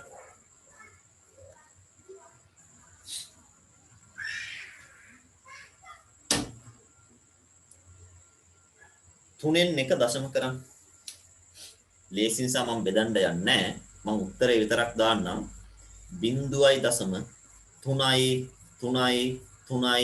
0.3 මෙහෙම එන්නේ හරි හරියට මේක අවබෝධයෙන් ඉන්නවනම් දැන් ළමයෙකුට ප්‍රශ්නයක් මතුවෙනවා. ඇයි මං කියවනේ මෙයාගේ වර්ගමූලය මං කියවනේ මෙයාගේ වර්ගමූලය හොයද්දි කවදාවත් ඉවර කරන්න බෑ කියලා. තේරුණාද? ඉතින් එහෙනම් දැන් සමහර ළමයිට ප්‍රශ්නයක් මතුවේ තුනෙන් එකෙත් කවදාවත් ඉවර කරන්න බෑනේ. ඇයි මෙයා පරිමේය වෙන්නේ? ඇයි මෙයා අපරිමේය වෙන්නේ කියලා ළමයිට ප්‍රශ්නයක් මතුවෙන්න පුළුවන්. සමහර විට. හරි මම ඒකටත් දැන් උත්තරේ විසඳුම් දෙන්නම්. බලන්නකො මෙයාගේ මේ ඉවරයක් නැති වුණාට හරි රටාවක් තියෙනවා මේ 3 මේ අනිවාර්යෙන් රටාවක් තියෙනවා. මෙයාගේ රටාවක් නෑ එක ගාවට 5ලු 8ලු 3ලු 2ලු 6ලු 1ලු 6ලු එහෙම කිසිම රටාවක් නෑ. ඒ නිසා මේ වර්ගමූල අගයන්ගේ කවදාවත් රටාවක් එන්නේ නෑ. හරිද? මෙයාලගේ භාග වලින් දශම කරද්දී බෙදුන් නැත්තම් අනිවාර්යෙන් රටාවක් තියෙනවමයි. හරි? තව එකක් අපි බලමුකෝ. හරි. තුනෙන් එක හරිනේ. මේකත් බලන්න.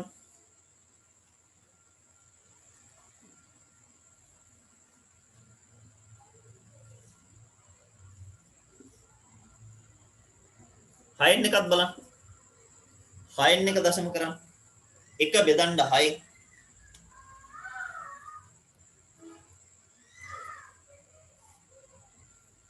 එක බෙදන්න 6.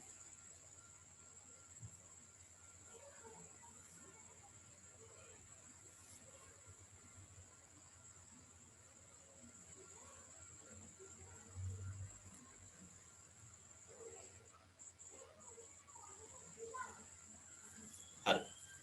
ඔයාලා එක 6න් බෙදුවොත්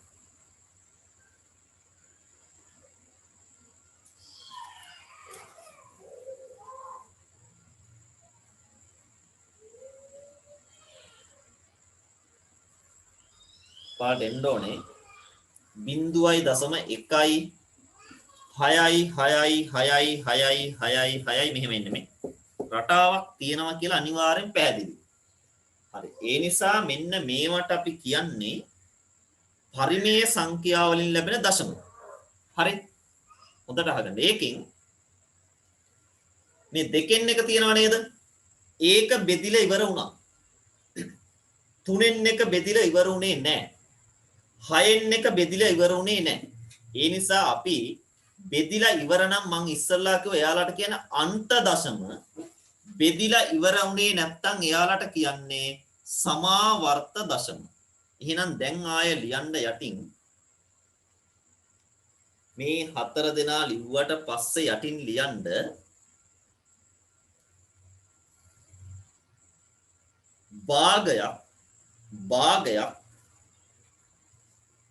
භාගයක් දශමයක් ලෙස දැක්වීමේදී භාගයක් දශමයක් ලෙස දැක්වීමේදී භාගයක් දශමයක් ලෙස දැක්වීමේදී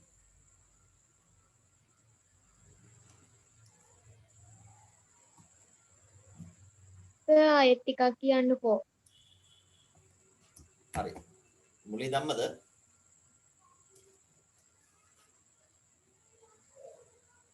මෙහෙම ලියන්න යටින් මේ ටික ලියලා ඉවර වෙලා යටින් ලියන්න භාගයක්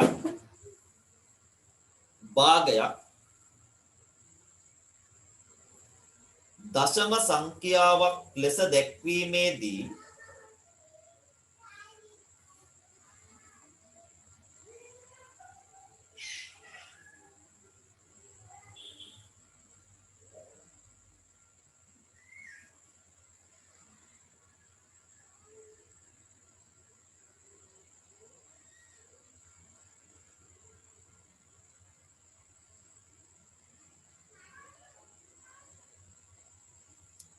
හරි.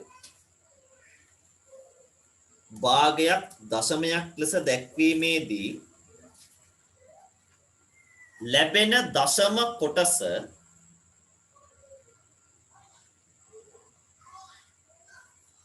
ලැබෙන දශම කොටස නිශ්චිත වේ නම් නිශ්චිත වේ නම් ඒ කියන්නේ බෙදිලා ඉවර වෙනවා කියලා. නිශ්චිත වේ නම්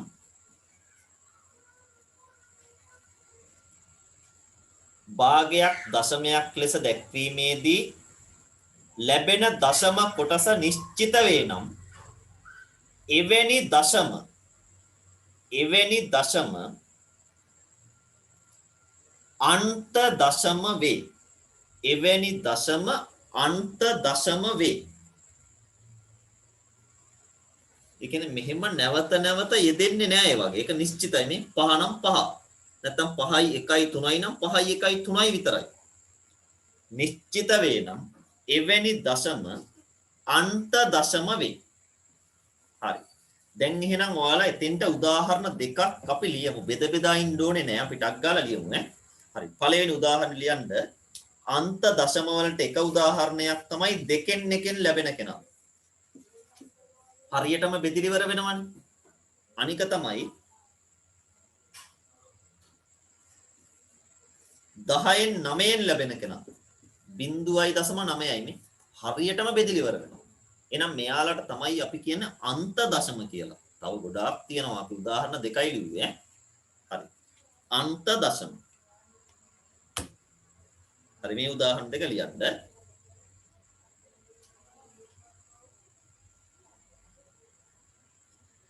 ඊළඟට ලියන්න යටින්. මේ දෙන්න ලිව්වනම් ඊට පස්සේ යටින් ලියන්න භාගයක් දශමයක් ලෙස දැක්වීමේදී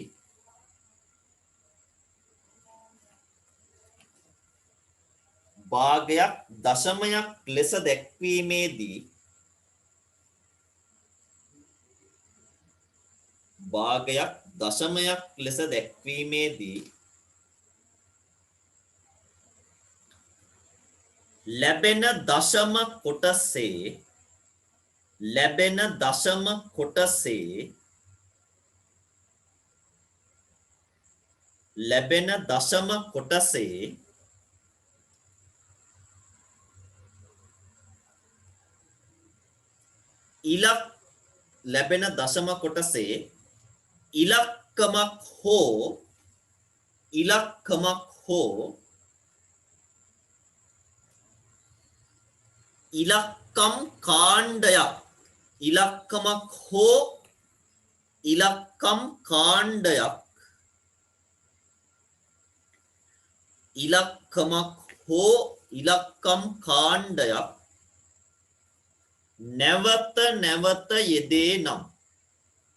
ඉලක්කමක් හෝ ඉලක්කම් කාණ්ඩයක් නැවත නැවත යෙදේ නම්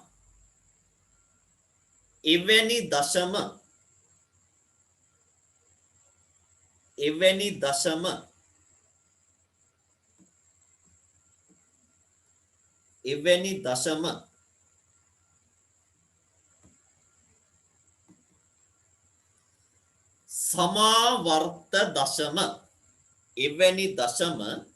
සමාවර්ත දශම ලෙස හඳුන්වයි. එවැනි දශම සමාවර්ත දශම ලෙස හඳුන්වයි. අය පාරක් මං කියන්නම් ඒකේ කොටස. භාගයක් දශමයක් ලෙස දැක්වීමේදී දශම කොටසෙහි ඉලක්කමක් හෝ ඉලක්කම් කිහිපයක් නැත්නම් ඉලක්කමක් හෝ ඉලක්කම් කාණ්ඩයක් නැවත නැවත යෙදේ නම් එවැනි දශම සමාවර්ත දශම වේ. ඔය මං කිව්වේ මෙන්න මේ වගේ කතාවක්. මේ බලන්නකෝ. 3න් 1. මේ එක ඉලක්කමක් නැවත නැවත යෙදෙනවා මේ. තව එකක් මං දෙන්නම් මෙහෙම 11න් 5. ඔම් බලන්නකෝ ඒක ලියන විදිය. 4යි 5යි. 4යි 5යි. 4යි 5යි මේ. එතකොට ඉලක්කම් දෙකක් නැවත නැවත. 4 5 4 5 4 5. තව තියෙනවා සමහරව මෙහෙම මේ 1යි 2යි 3යි. 1යි 2යි 3යි. 1යි 2යි 3යි. කොහොමද නේද? ඉලක්කම් කාණ්ඩයක් තමයි නැවත නැවත දෙන්නේ මේ. මේ ඔක්කොටම අපි කියන්නේ සමාවර්ත දශම. හරි. එහෙනම් මේ උදාහරණ දෙක ලියා ගන්න. දැන් අපි පොඩි අවබෝධයක් ලැබුවා අන්ත දශමයි සමාවර්ත දශමයි කියන්නේ මොනවද කියලා. හරි.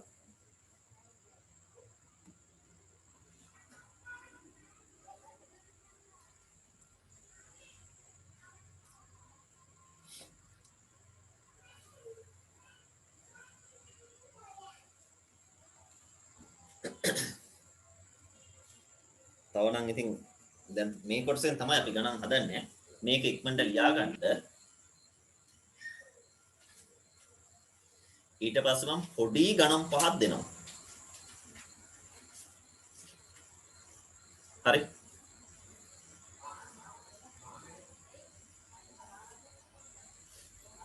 හරි. මේ දෙක ලියන්න කාලේ දැන් ඇති. ලියන්න එහෙනම්. පහත එක් භාග සංඛ්‍යාව පහත එක් භාග සංඛ්‍යාව පහත එක් භාග සංඛ්‍යාව දශමයක් ලෙස ලියා දශමයක් ලෙස ලියා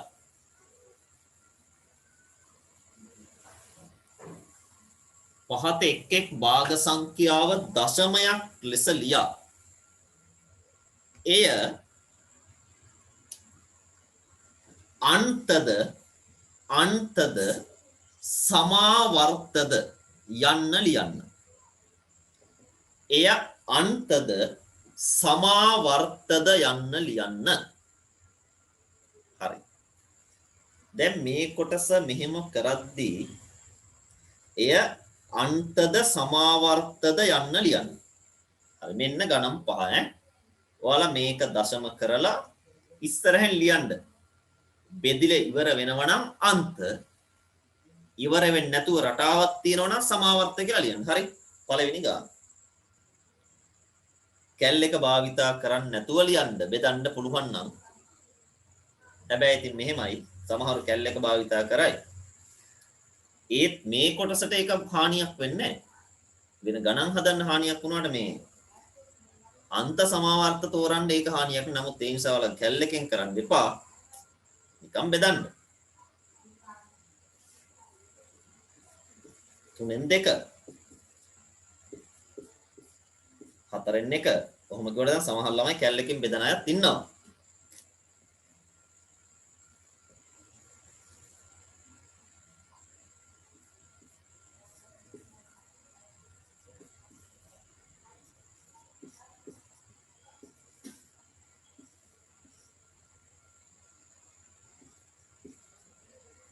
ගණන් 5යි තියෙන්නේ.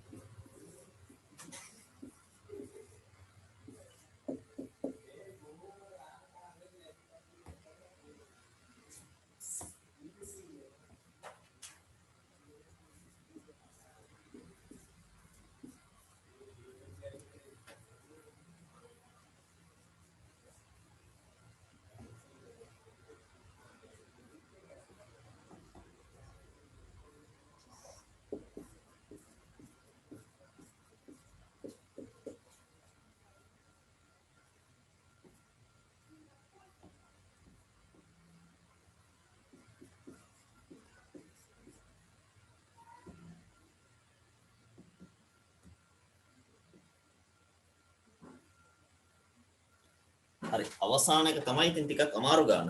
ඒකට එන්න ඕනේ 3.1 4යි 2යි 8යි 5යි 7යි. දැන් මේක නම් ගොඩක් අය බෙදන්නේ නැහැ.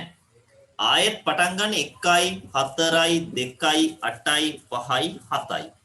ආයෙත් පටන් ගන්න 1යි 4යි 2යි 8යි 5යි 7යි. අන්න එහෙම තමයි මේකේ ඉලක්කම් කාණ්ඩය තියෙන්නේ. ඒකේ ගොඩාක් ලොකු ඉලක්කම් කාණ්ඩයක්. නේ? මෙයාමයි නැවත. ආයෙත් එයාමයි.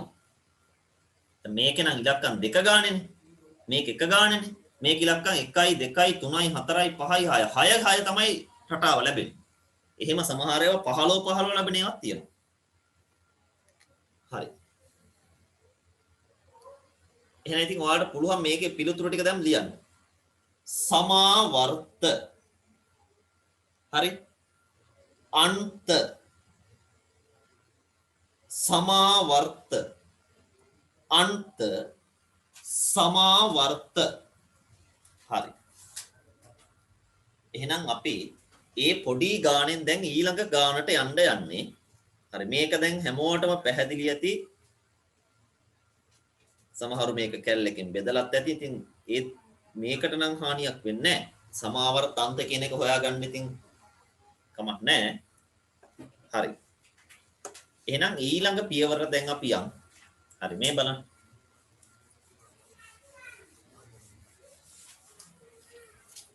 හරි. දැන් මම ඔයාලට දෙනවා ගාන. මේ ගාන දිහා බලන්න.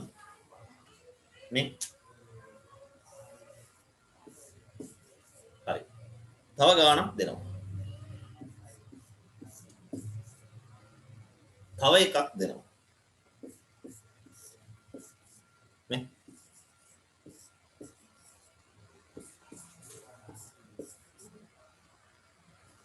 හරි.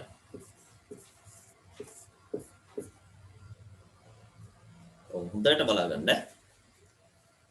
මම මේවා කිසිම දෙයක් නොකර පරිමේයද නෙමෙයි අන්තද සමාවර්තද කියලා කියනවා.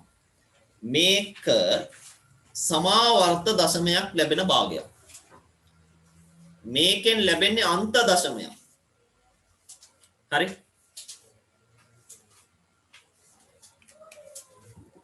මේකෙන් ලැබෙන්නේ අන්ත දශමයක්. මේකෙන් ලැබෙන්නේ සමාවර්ත දශමයක්. ඒක මම දැන් ගන්නෙ කොහොමද කියලා දෙනවා. මේක සමාවර්ත, මේකත් සමාවර්ත, මේකෙන් ලැබෙන්නේ සමාවර්තම තමයි. හරිද? ඔන්න මම දැන් ඒක ගන්නෙ කොහොමද කියලා ඔයාලට කියලා දෙන්නයි යන්නේ. ඒක හොඳට අහගන්න ඉතාම වැදගත් කොටසක්. දෙන මම භාග සංඛ්‍යාවක් දෙනවා. බලන්න පළවෙනි එක. හරය දිහා විතරයි බලන්න ඕනේ. හැබැයි මේ භාග සංඛ්‍යාව සරලම ආකාරයෙන් තිබ්බොත් තමයි මේක හරි. දැන් මේක සරලම ආකාරයෙන් ආයෙ කුඩා කරන්න බෑනේ. එහෙනම් හරය දිහා බලන්න 3නේ. හරයට දෙකේ බල හරි පහේ බල හරි ඔය දෙන්නම හරි තියෙනවා නම් ඒකෙන් ලැබෙන්නේ අන්ත දශමයක්. මොනවද මම අය පාරක් කියනවා දෙකේ බල පහේ බල නැත්තම් මේ දෙන්නම කලව මේ හිටියොත් එතනින් අනිවාර්යෙන් ලැබෙන්නේ අන්ත දශමයක්. එහෙනම් 3 කියන්නේ 3 බලයක් නේද? ඒක එන්නේ නැහැ. හරි. තව එකක් මම පැහැදිලි කරන්න කලින් 25න් දෙක බලමුකෝ. හරි. අනිවාර්යෙන් කෙටි ප්‍රශ්න වලට එන්නේ 25න් දෙක කියන්නේ මේ 25 තියෙනව නේද? 25 කියන්නේ පහේ බලයක් නේ. එහෙනම් මේක අහන්න බලන්න දෙයක් නැහැ. මේක අනිවාර්යෙන් අන්ත දශමයක්. ඒ පහේ බලයක් නේ. මේක බලන්නකෝ. 10න් 7 දැන් 10නේ තියෙන්නේ. අපි ඕවා දන්න ඔය කරේ කුඩා කාලේ 7 වසරේදී 6 වසරේදී 10 ප්‍රථම කලින් බෙදන්නකෝ. දෙකෙන් බෙදුවා 5යි. 5න් බෙදුවා 1යි. එතකොට 10 කියන්නේ දෙකේ එකකුයි පහේ එකකුයි නේද තියෙන්නේ. හරියට තේරුම් ගන්න 10 කියන්නේ දෙකේ එකයි පහේ එකයි. ඒ කට්ටිය විතරනේ තියෙන්නේ. එහෙනම් මේක මේ අන්තයි. මේකත් අන්ත දශමයක්. මේක බලන්න. 75න් 7. ඔන්න හොඳට අහගන්න. 75 තියෙනව නේද? මං 75 එනම් හදන්නද? මේ ප්‍රථම කෝලින් බෙදන්නකො. දෙකෙන් බෙදෙන්නේ නැහැ. 3ෙන් බෙදුවා 25යි. 5ෙන් බෙදුවා 5යි. 5ෙන් බෙදුවා 1යි. ඒක ඔන්න පැහැදිලි නෑ කියන්න බෑ. ප්‍රථම සාධක වලින් බෙදෙන එක මම මේ කරේ. ඒතර 75ට තියෙන්නේ 3 එකකුයි 5 දෙකකුයි. හරි. එහෙනම් අපිට මේක නොබෙදා කියන්න පුළුවන් මේක අනිවාර්යෙන් සමාවර්ත. ඇයි මේක සමාවර්ත වෙන්න ප්‍රධානම හේතුව තමයි 3 බලයක් මෙතෙන්ට අවිල්ලා තියෙන නිසා. හරි මම එහෙනම් ඔයාලට මේක පැහැදිලි වෙන්න ඉස්සරලා මෙහෙම වගේ ගණන් ටිකක් දෙන්නේ නැහැ. තරුවක් දාන්නකෝ ඉස්සරලා. තරුවක් දාලා මෙහෙම ලියන්න. සරලම ආකාරයෙන් ඇති තරුවක් දාලා ලියන්නකෝ මේක ඉතාම වටින කොටසක්. සරලම ආකාරයෙන් ඇති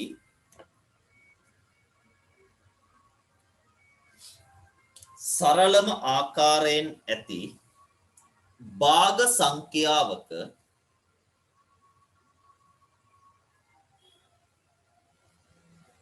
සරලම ආකාරයෙන් ඇති භාග සංඛ්‍යාවක හරයේ සරලම ආකාරයෙන් ඇති භාග සංඛ්‍යාවක හරයේ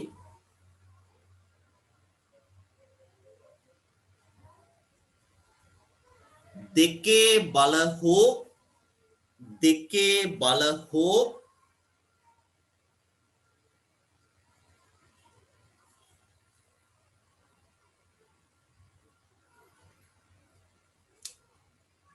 පහේ බල දෙකේ බල හෝ පහේ බල හෝ ඒ දෙකම පමණක් අඩංගු වේ නම් පමණක් අඩංගු වේ නම්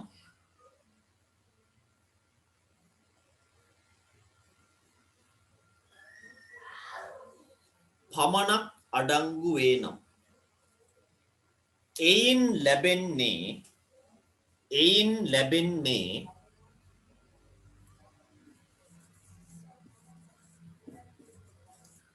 අන්ත දශමයකි. එයින් ලැබෙන්නේ අන්ත දශමයකි. එයින් ලැබෙන්නේ අන්ත දශමයකි. හරි. එයින් ලැබෙන්නේ අන්ත දශමයකි. මම ඔය කියපු කතාව තව සමහර අයට හරියට තේරුනේ නැහැ. දැන් මම ඒක තේරෙන්න පොඩි සරල ගණන් ටිකක් දෙනවා. හරි. ඔයාලා දැන් මේකෙන් අන්ත දශම ලැබෙනවා නම් එතනින් අන්ත දශමයක් කියලා ලියන්න. සමාවර්ත දශම ලැබෙනවා නම් සමාවර්ත දශමයක් කියලා ලියන්න. මෙන්න පළවෙනි ගාන. මම ඔක්කොම දැන් බල විදිහට දෙන්න. එතකොට මේක ටිකක් පැහැදිලි වෙනවා.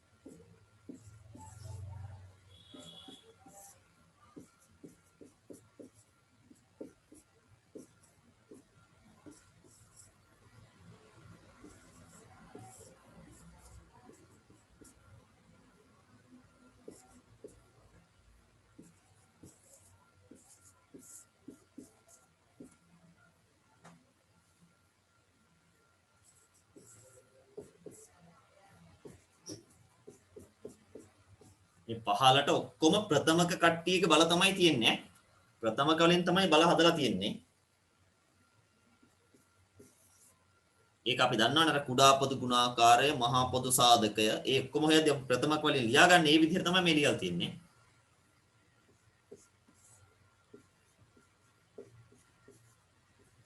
හරි. කියපු ක්‍රමය හරියට හිතන්න. දෙකේ බලයි පහේ බලයි විතරම නම් ඉන්නේ. එයා අන්තයි ඈ.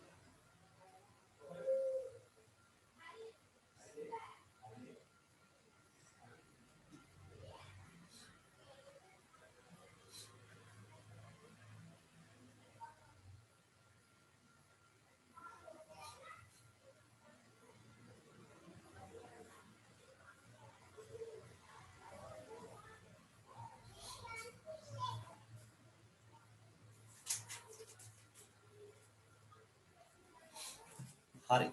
අපි එහෙනම් බලමු මේ උදාහරණය මම ලේසිම කරලා මේ දීලා තියන්නේ. දැන් අපි දන්නවනේ දෙකේ කට්ටියයි පහේ කට්ටියයි හිටියොත් විතරයි අන්ත වෙන්නේ. මේක අන්ත දශමයක්. හරි. මේකත් අන්ත. මේක සමාවර්ත. හේතුව මෙන්න මෙයා තියෙන නිසා. මේකත් සමාවර්ත. හේතුව මෙයා තියෙන නිසා. සමාවර්ත. හේතුව මේ තියෙන්නේ මේ. අනවශ්‍ය කෙනෙක් ඉන්නේ. සමාවර්ත. හේතුව මෙයා. සමාවර්ත. හේතුව ඉතින් මේ දෙන්නම්. සමාවර්ත. සමාවර්ත. හේතුව මෙයා මේ 11 කියන්නේ අපි අදාළ දෙක හෝ පහ නෙමෙයිනේ. මේක අන්ත. දෙකේ අයත් ඉන්නවා පහේ අයත් ඉන්නවා. එහෙනම් මේක අන්ත ඈ. හරි. එන්න දැන් ඕක පොඩ්ඩක් පැහැදිලි ඇති. දැන් මන් දන්නවා මේකේ අපැහැදිලි වෙන්නේ මේක නෙමෙයි. ඊළඟ කොටසේ ළමයිට අර මේ ප්‍රථමකවල ගුණිතයක් ලියාගන්න බැරුව තමයි මේක වරදින්නේ. දැන් මෙහෙම ලියලා දුන්නාම සමහර අයගේ මේ 10ම හරියනවා. හැබැයි මේක හොයාගන්න ගාන දුන්නොත් අන්න ඒ වෙලාවට මේකෙන් භාගයක් විතර වරදින අයත් ඉන්නවා. හරි? දැන් මෙහෙම දුන්නොත් නම් අනිවාර්යෙන් දැන් හැමෝම ලියයි. එහෙනම් අපි දැන් ඊළඟ ගානට යමු. හරි? ඊළඟටත් මම තව ගණන් ටිකක් දෙනවා මේක හොයාගෙන කරන්න. එතකොට තා චුට්ටක් මේක පුළුවන් වෙනවනේ. දැන් විභාගෙට මෙහෙම සමහර විට මෙහෙම දෙනවා. නැත්තම් හොයාගන්නත් දෙනවා ඈ. හරි. එහෙනම් මෙන්න ඊළඟ කොටස් ටික පැන්සල අරගෙන ටට්ටක් ගාලා පැත්තකින් බෙදලා හොයාගන්න. කැල් එක තිබ්බට නම් මේ වැඩේ කරන්න බෑ. ඒ කැල් එකෙන් බෙදපු උත්තරේ විතරනේ එකපාරෙන්නේ. කැල් එකෙන් බෙදලා බලලත් උනා සමාවර්ත කරන්න පුළුවන්. අර ಗುಣ කරන එක හොයාගන්න බෑ. හරි. අර ගණන් ටිකට මේක 11 වෙනි ගාන හරියට හොයාගන්න 16න් 5. හරය දිහා විතරක් බලන්න.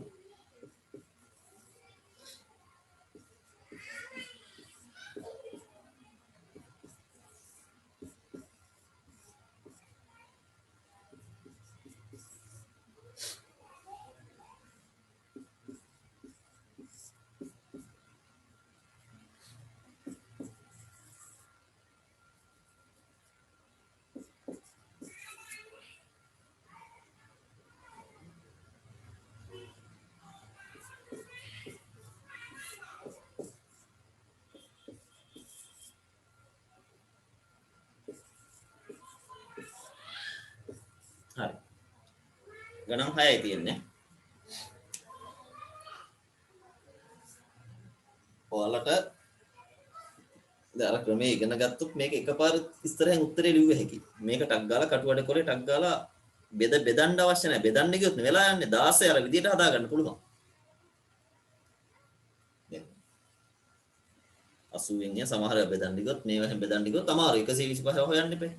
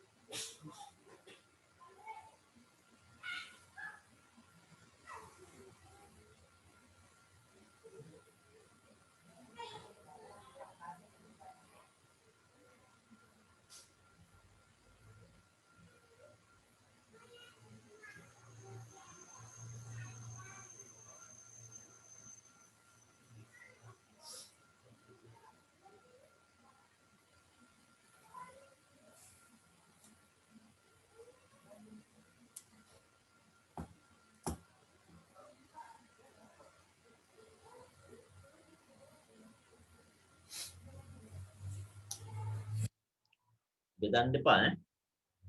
මම ඔයාලට මෙතන පැහැදිලි කරගන්න ඕන නිසා මම අර පහළ හැදෙන විදිය ලියනවා. ඔයාලා ඒක ලිව්වේ නැතත් ප්‍රශ්නයක් නැහැ. හැබැයි ඉතින් මේ දැන් අර මේ ගාන හදද්දි ලිව්වොත් හොඳයි. මොකද පස්සේ හරි බලද්දි පැහැදිලි වෙන්නේ. ලියලා ඇති කියලා හිතාගෙන මම දැන් වැඩේ පටන් ගන්නෙ. 16 කියන්නේ හැමෝම දන්නවා කීයද? 16 ලැබෙන්නේ 2 4 වෙනි බලය. එහෙනම් ඉතින් පැහැදිලිනේ මේක අනිවාර්යෙන් අන්ත දශමයක්. 24 කියන්නේ හරි 2 3යි 3 1යි. පැහැදිලි සමාවර්ත බව. 18 කියන්නේ හැබැයි මේ ඔක්කොම සරලම ආකාරයෙන් තමයි තියෙන්නේ. අය මේකට වඩා කුඩා වෙනවා නම් කුඩා කරගෙන ඉන්න ඕනේ. 18 කියන්නේ 2 1යි 3 2යි. නම වරක් දෙකනේ 18. සමාවර්ත 100 අපි 6 7 ඉඳන්ම ලියනවා ටක් ගාලා මතක තියනවනේ 2 2යි 5 2යි 25 සරක් 400යි අන්න කාලෙකින් හම්බුණා එක අන්ත දශමයක් අන්ත සමාවර්ත අන්ත 125 කියන්නේ 5 3 වෙනි බලය 5 3 වෙනි බලය. එහෙනම් ඉතින් ඒක හැමෝම දන්නවා අන්ත දශමයක්. 80 කියන්නේ බලන්න 80 කියන්නේ කවුද?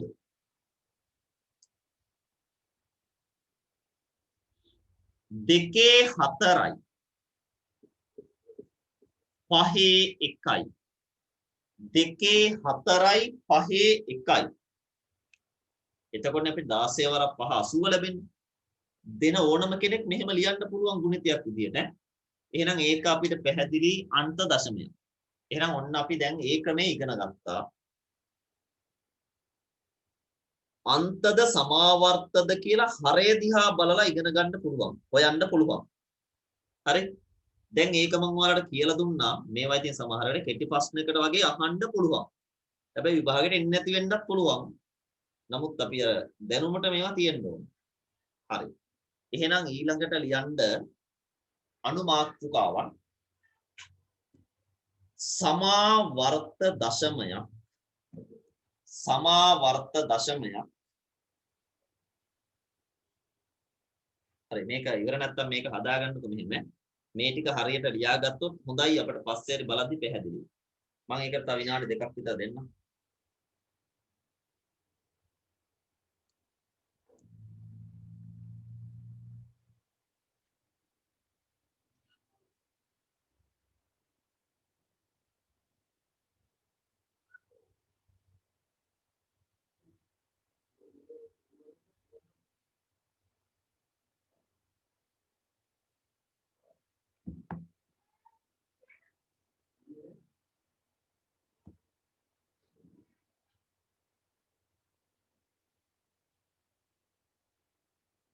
හරිනේ. එහෙනම් ලියන්න සමාවර්ත දශමයක් අද දවසේ අපි අවසාන කොටස කරන කැටි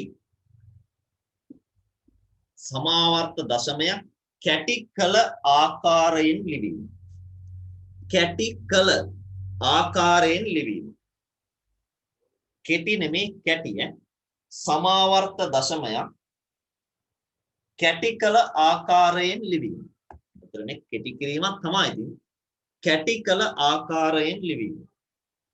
සමාවර්ත දශමයක් කැටි කළ ආකාරයෙන් ලිවීම.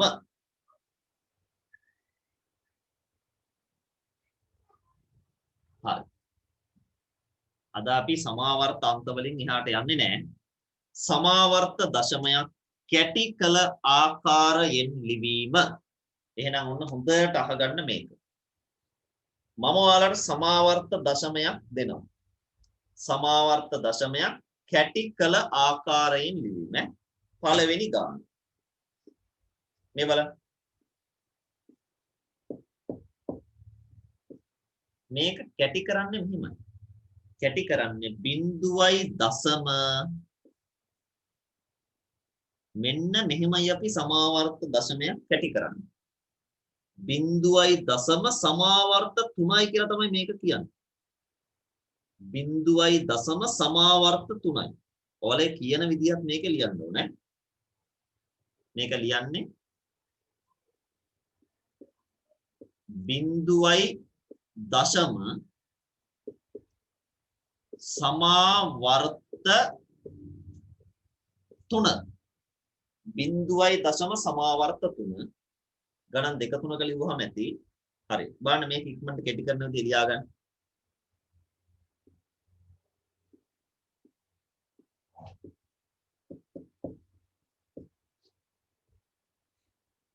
ඒක ලියලා හරි ඒක ලිව්වත් නැතත් දෙවෙනි උදාහරණ බලා ගන්න කැටි කරන විදිහ. මේක කැටි කර ලියන්නේ 0.1යි. ඒ එක කියන්නේ එයා නැවත යෙදෙන්නේ නැහනේ. 1යි සමාවර්ත 6. අය පාරක් කිව්වොත් 0.1යි සමාවර්ත 6. සමහරව මෙහෙම කියනවා 0.0 සමාවර්ත 1.6 කියලා. එහෙම කියන්න නම් 1.6 1.6 එහෙම තියෙනවා. මේක කියන්නේ 0.1යි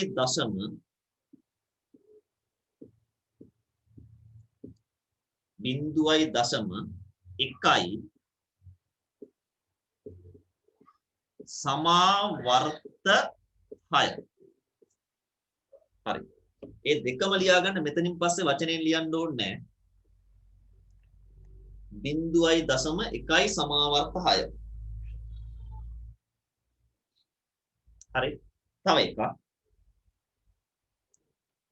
මේ ගාන 1.2 2.3යි 2.3යි 2.3යි 1.2.3යි 2.3යි 2.3යි අපි මේක ලියමු. ඔන්න බලන්න මම ලියනවා 1.2.3 ලියලා එහෙම ලියන්න හේතුව තමයි මේ දෙන්නම නැවත නැවත යෙදෙනවනේ. එහෙනම් මේ දෙන්නටම අපි ඉලක්කම් වලට මේ සමාවර්ත ලකුණ දානවා. පළවෙනියටත් දානවා අවසානයටත් දානවා. පළවෙනියටත් දානවා අවසානයටත් දානවා. මේක කියනවා නම් කියන්න ඕනේ 1.0 සමාවර්ත 2.3. මෙහෙම කියන්න එපා. 1.0 සමාවර්ත 2යි සමාවර්ත 3යි කියලා කියන්නේ. සමාවර්ත කියලා කියන්නේ එකපාරයි. 1.0 සමාවර්ත. ඊට පස්සේ කිව්වොත් ඒ ඔක්කොම ඉතින් සමාවර්ත තමයි. 2.3. හරි.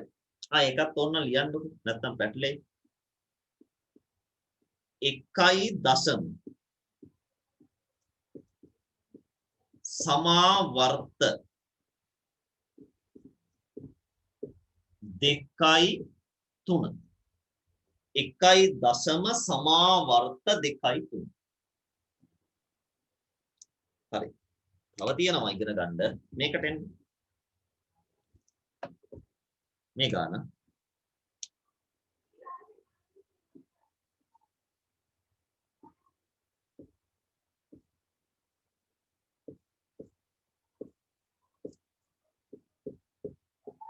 හරි. මේ ගානට එන්නකො අපි හැමෝම බලමු. හරියට හඳුනගන්න සමාවර්ත කාණ්ඩෙමේ. ඕක නේද? එහෙනම් ඔන්න මම උත්තරේ ලියනවා. හරි බලන්න ඔයාලා උත්තරේ ලියන්න. මේකට උත්තරේ ලියන්න.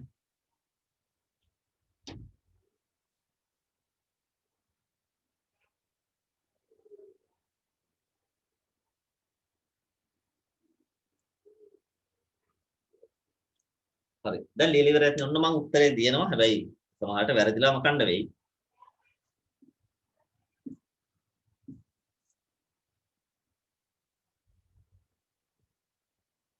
ඔච්චරයි. ඔයාලට මතකද මම මෙතනින් කිව්වා පළවෙනියයි අවසානයයි. පළවෙනියයි අවසානයයි. පළවෙනියටයි අවසානයටයි සමාවර්ත ලකුණ දැම්මොත් මැද කට්ටියත් සමාවර්තම තමයි. එයාලට නැවත මෙහෙම තියන්නේ නැහැ. හරි?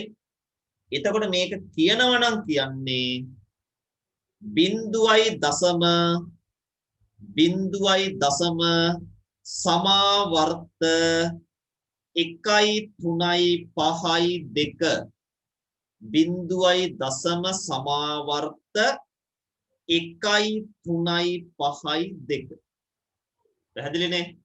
දැන් සමහර අය මෙහෙම කියලා ඇති. ඒක මට බලන්න විදියක් නෑ නැත්තම් බල හැකි මෙන්න මෙහෙම තියපු ළමයිනුත් ඔතන ඉන්නවා. එයාලා මේක ඉතින් මකා ගන්න. අපි පස්සේ බලමු එහෙම ළමයි හොයාගන්න පුළුවන් මෙතන එක්ක මකලා තියෙනවා ටිපස් මොකක් කර ගාලා තියෙනවනේ. හරි. මේකයි උත්තරේ. එහෙනම් මේ ගාන තනියම හදලා දෙන්න.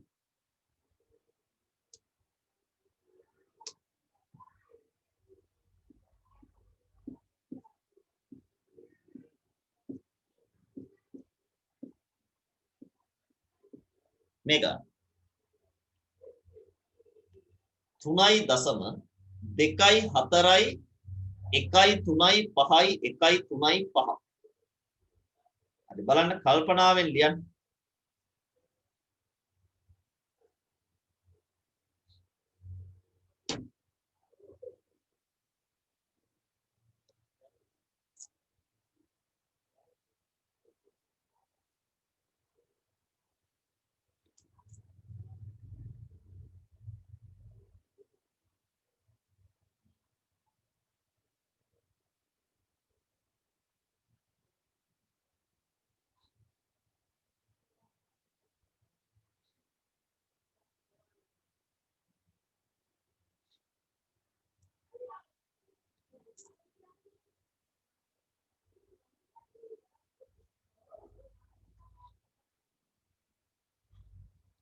හරිනේ බලමු මේකේ උත්තරය වල ගත්ත විදිහ.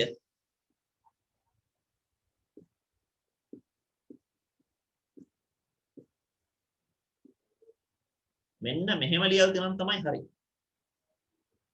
හේතුව 2 කියන එක නයි 4 කියන එක නයි සමාවර්ත ගොඩට අයිති නෑ.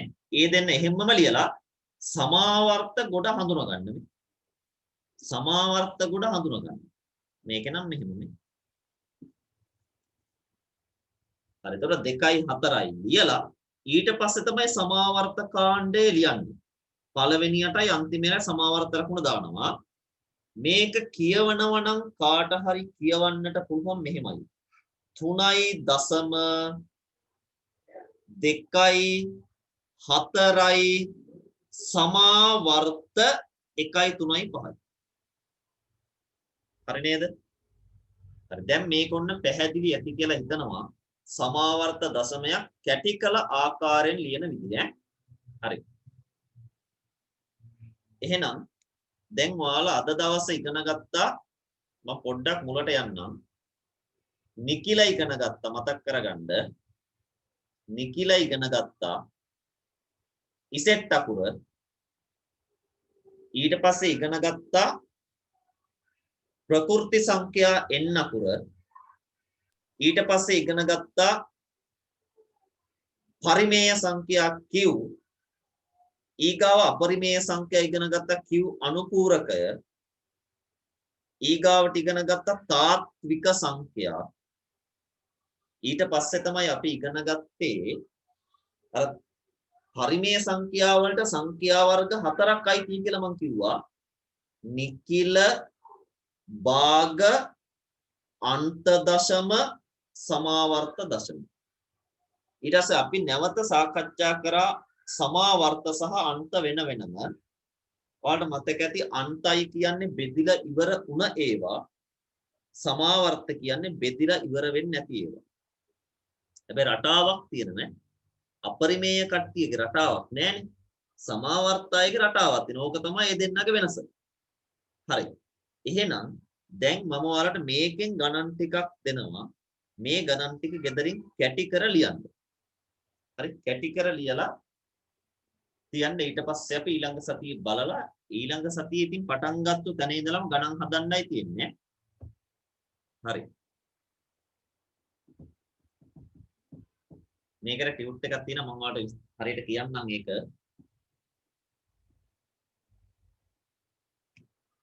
හරි. එහෙනම් මේ ගණන් ටික හොඳ ළමයි වගේ ගෙදරින් හදලා තියන්න හරියට කැටි කර ලියන්න අමතක වෙයි.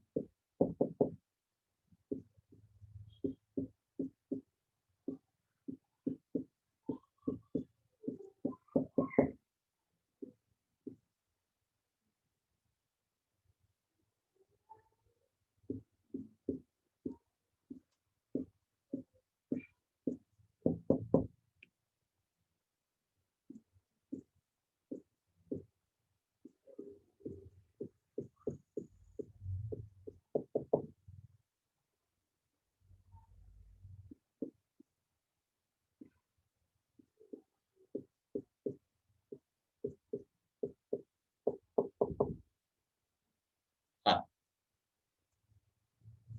එහෙනම් මේ ගණන්